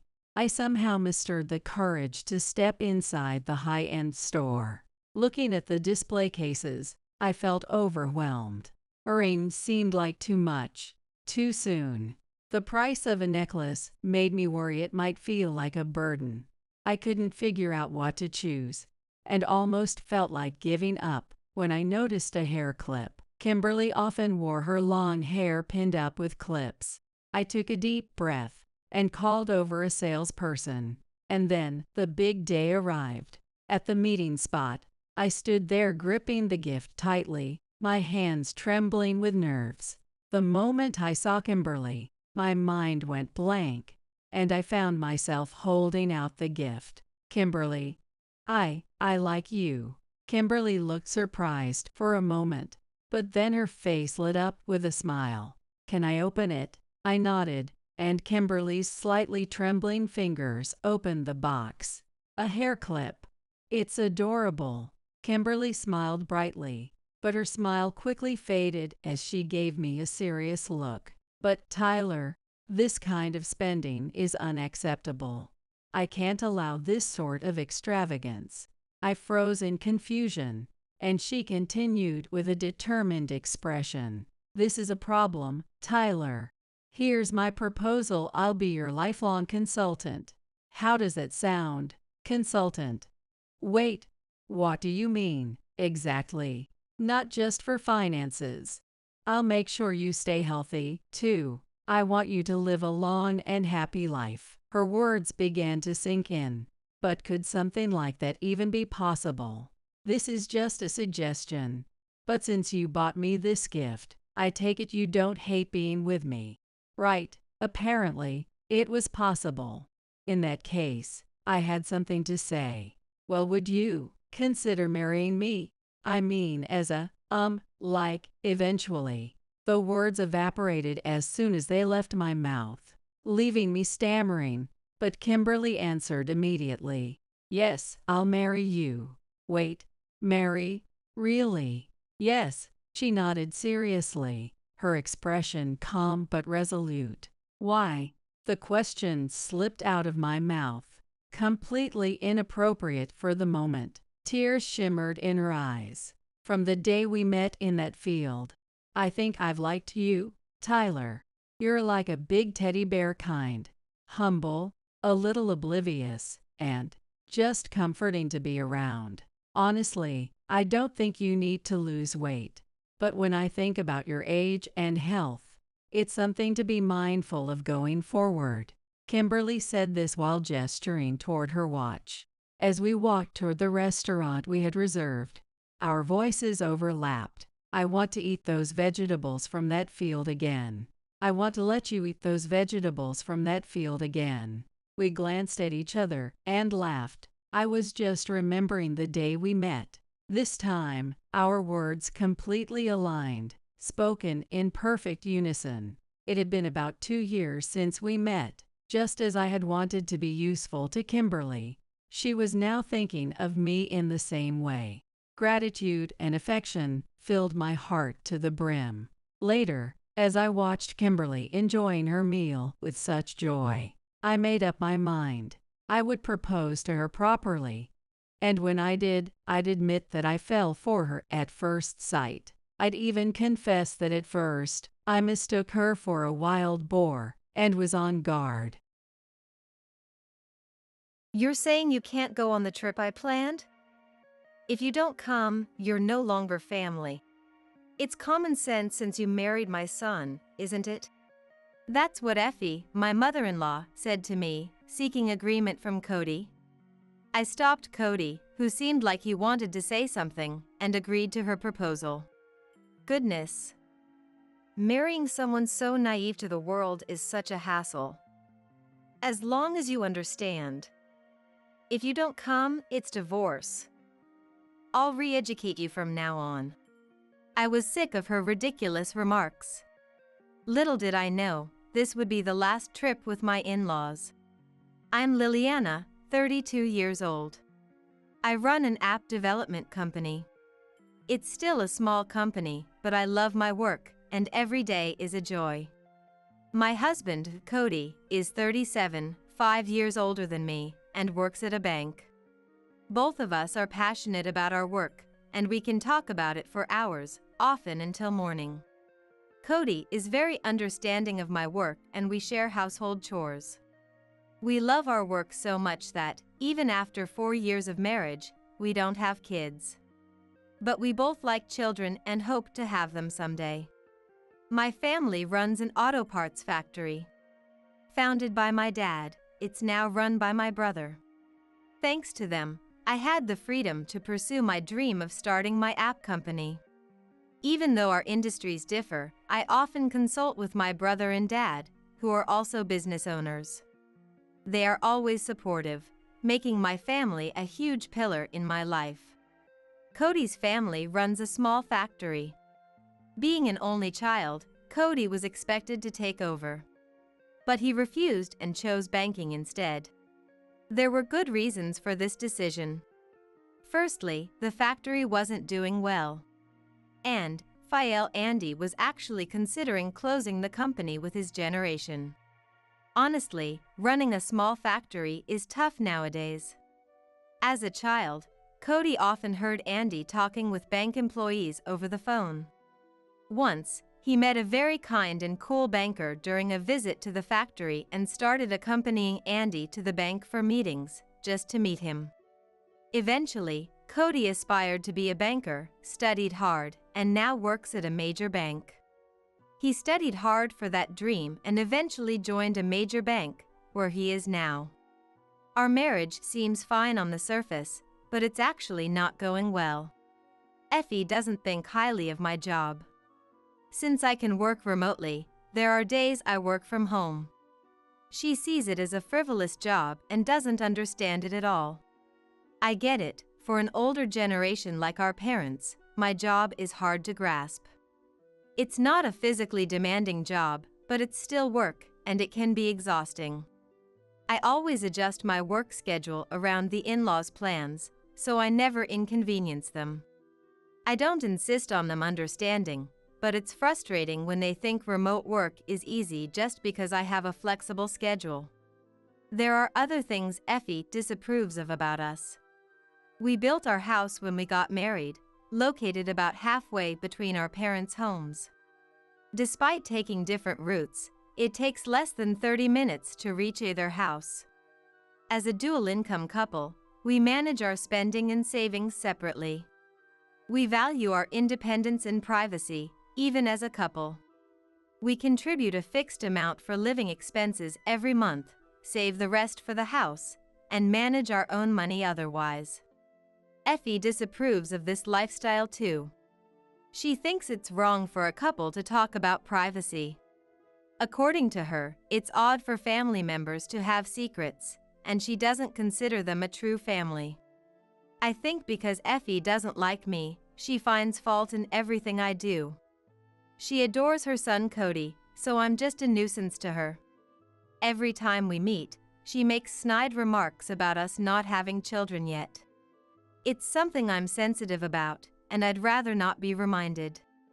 Childbearing is a delicate topic, and usually, it's polite to avoid it, but Effie brings it up every time, so I've started to avoid her. To not worry Cody, I've been staying late at work on purpose to avoid meeting her. Effie has done many other surprising things. But there was one incident I couldn't forgive. It happened on the day of my best friend's wedding. After her wedding, my friend was moving abroad. We wouldn't be able to meet as often since we both work. I was really looking forward to celebrating her big day. However, a week before the wedding, Andy came to me with a request. He had an important business reception and wanted me there. I naturally refused.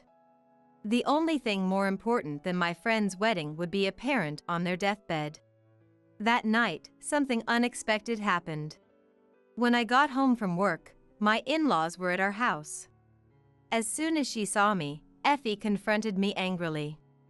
Liliana, what are you thinking? Refusing Andy's request is outrageous. You're my son's wife. It's only natural to prioritize family obligations. Your refusal is unacceptable. You need to rethink your priorities. She yelled at me. Cody was there too, but he said nothing. After asking, I found out the reception was critical for the future of the company. But to me, my best friend's wedding was just as important. I told Effie that. I understand what you both are saying. But my best friend's wedding is an important event for me, and I don't want to miss it. Besides, I'm not even an employee of Andy's company.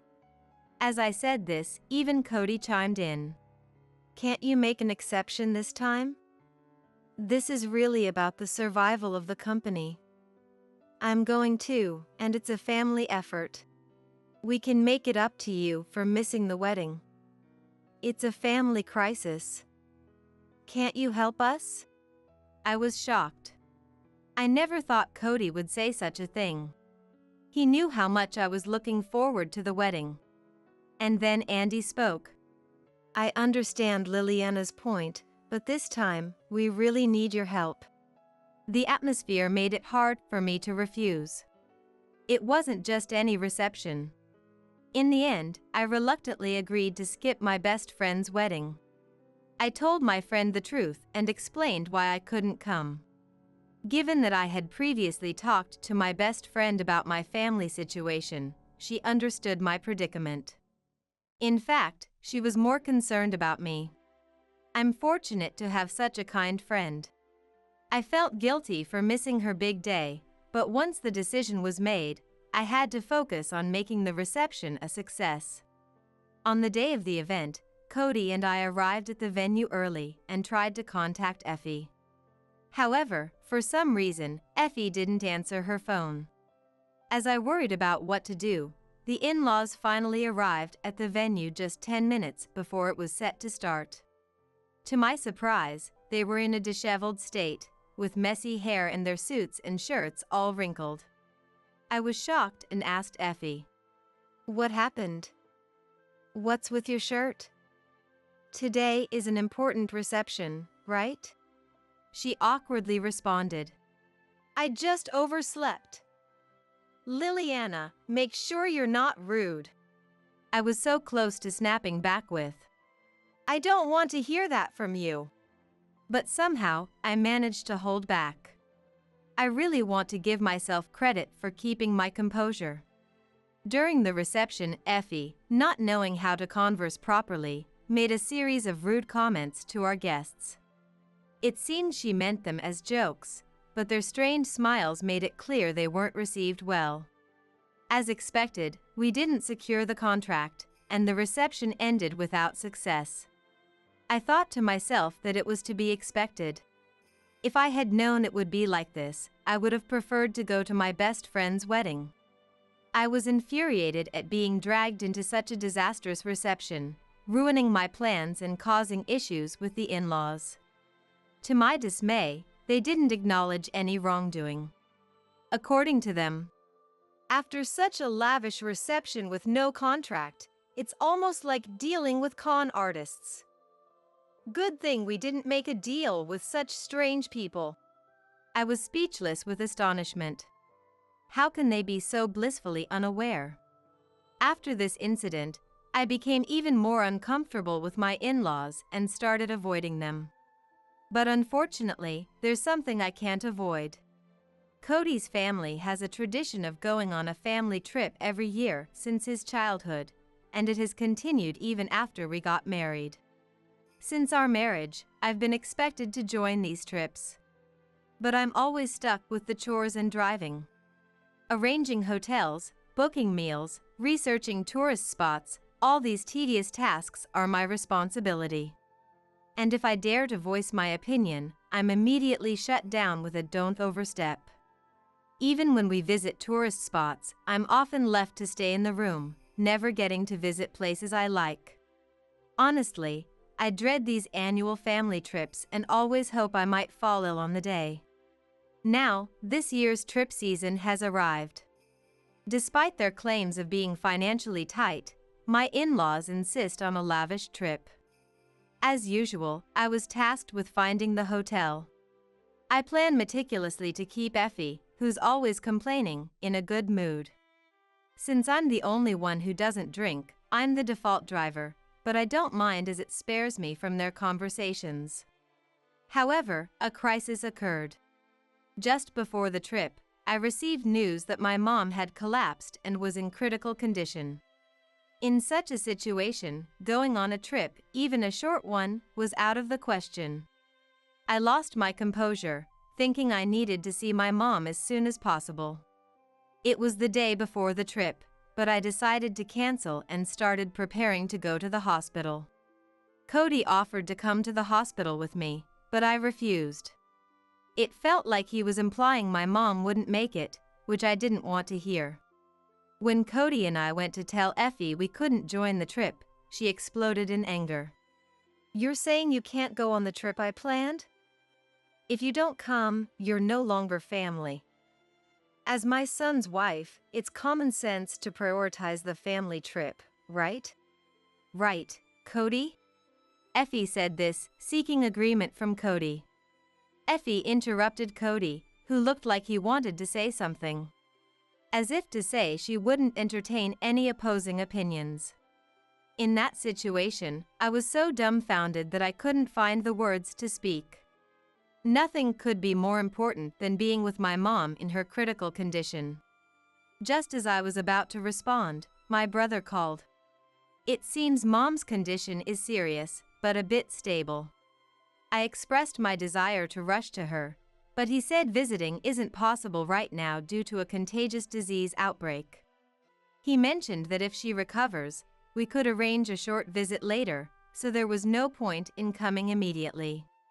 Hearing this, I hesitated about what to do. Noticing my indecision, my brother asked what was wrong. I honestly explained the situation about the trip and my current dilemma. My brother, a bit angry, made a good suggestion. I hadn't thought of it in my distress, but the trip destination was near my parents' home. He assured me that I could quickly get to my family's house from the hotel if needed, and there shouldn't be any problem. Indeed, that's true. If I can't visit the hospital, staying at home or at the hotel doesn't make much difference. Accepting my brother's suggestion, I told Effie. All right, I'll go on the trip. Effie responded, "Goodness. If you had said that from the start, I wouldn't have had to get angry. It's hard to marry someone so naive. As long as you understand. If you don't come, it's divorce. Honestly, I'll have to re-educate you from now on." Cody looked surprised, but we agreed to go on the condition that I could leave for the hospital if needed. Effie remarked, "It would be trouble if our driver suddenly disappeared, right?" "Oh, good. You're part of this family now, so our needs come first. Remember your role as my son's wife. This is a major event. The family trip should be your top priority." Her triumphant attitude and obvious excitement really irked me. But to avoid further trouble, I decided to endure it. On the day of the trip, I was so worried about Mom that I couldn't put down my phone, yet Effie was drinking beer from the morning. The back seat of my car, which I was driving, turned into a party scene. I was surprised to see Cody joining in the drinking. However, this was a trip for which everyone had rearranged their schedules. I told myself that it would be nice if everyone could enjoy the trip since we had all made the effort to come. During the trip, Effie's whims were relentless. Demands to stop for the bathroom immediately or to go to the grocery store for more alcohol. I felt like a servant. But I was prepared to endure such things. That's when my mobile phone rang. It was a call from my brother, thankfully informing me that Mom had survived. Her condition had stabilized, and she had regained consciousness.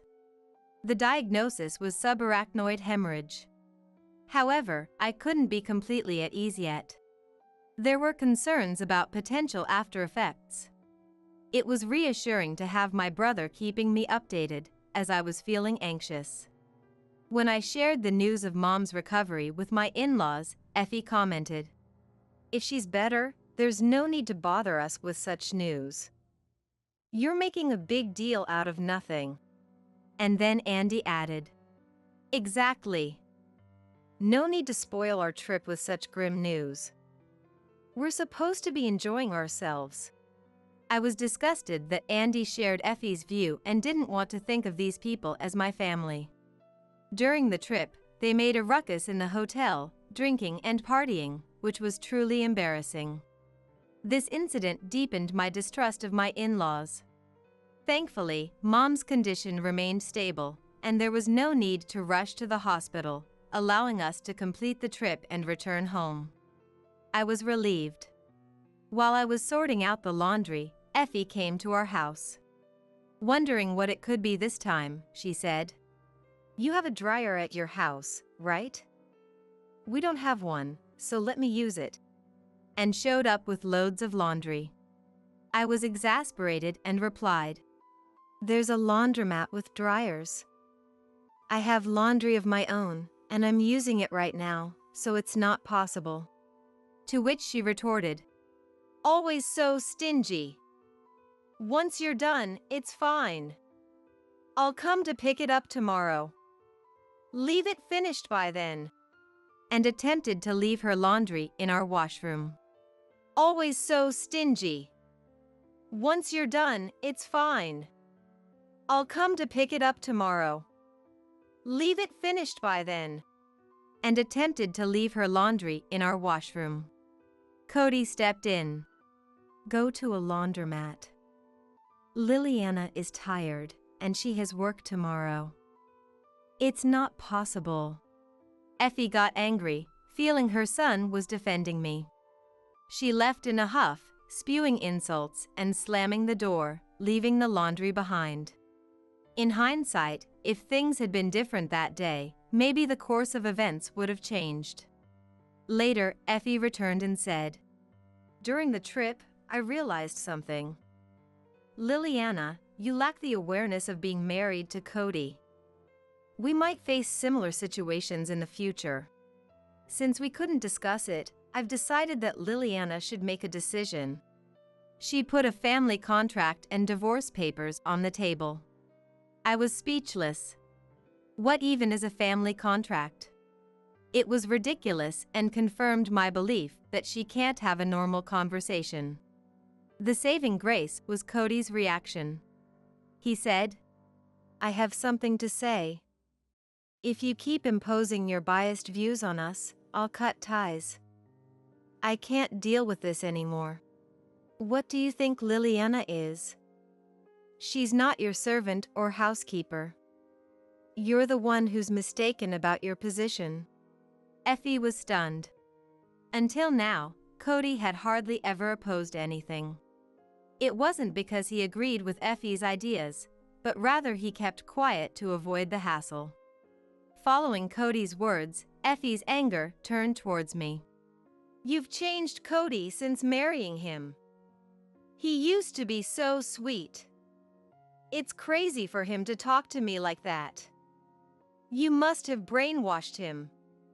Turn him back to the old Cody," she accused, confronting me. She believed I had brainwashed Cody into defying her. Then, Cody spoke up for me. "The one doing the brainwashing is you, right? Always going on a rampage without listening to anyone's opinion. Frankly, you're a toxic parent. You never let me do what I wanted to do. After getting married, instead of calming down, you started spewing your venom at Liliana. Enough is enough. I'm not going to divorce, and if you have a problem, you should stay out of our lives," Cody said. Hearing this, Effie turned to Andy, who was with her, and burst into tears. Andy responded, "If that's what Cody thinks, then fine. We'll cut ties. Do whatever you want," and stormed out. I was surprised, but happy that Cody stood up for us like that. Feeling frustrated, I told my brother about this. He became furious. Saying he couldn't stay silent if they were acting this way, he decided to take action. It led to a tragedy in the in-laws' family. Turns out, my brother's company was a client of my in-laws' company. We had kept our family's company name a secret to avoid creating a power imbalance. The in-laws had no idea they were dealing with my family's company. But with things as they were, we couldn't continue like this. Though I had been patient, avoiding mixing business and personal matters, it had reached its limit. My brother had been having issues with them not meeting deadlines. You can't cherish those who don't cherish you. I discussed it with Cody before talking to the in-laws, and he agreed. Cody also said he had had enough. My brother ended the contract with the in-laws company. It was a business decision. They had been a problematic company, not paying on time and missing deadlines, but we had tolerated it because it was Cody's family's business. But there was no longer a need for that. Later, when my in-laws found out about this, they came to us in tears. Now they are constantly apologizing. They pleaded with my brother to reconsider the contract, but of course, that was impossible. It was their responsibility for not meeting deadlines. They should have been grateful for our patience. Cody explained everything to his parents, but they refused to accept it and ended up cutting ties in a rage. Cody wasn't sad, he felt relieved. He had been torn and tired, struggling between us and his family. Since then, we've been living peacefully. I learned that Cody had been supporting his family financially, but he's stopped that now. The in-laws factory went bankrupt. Even without this incident, it was on the brink of closure, drowning in debt. I heard that Cody had been paying for those annual trips, and it's astonishing how they could behave that way using someone else's money. Now, the in-laws are living modestly, and Effie has recently started working. I was honestly surprised to see her, who used to call herself a president's wife, working. One day, I saw Effie being scolded while doing a cleaning job. I felt bad for thinking this was karma. She'll learn the harsh realities of society and hopefully straighten up. As for us, work is going well. We haven't had children yet, but we enjoy our jobs and life is fulfilling. We are planning an overseas trip for our next vacation. For a while, we're thinking of enjoying life without children.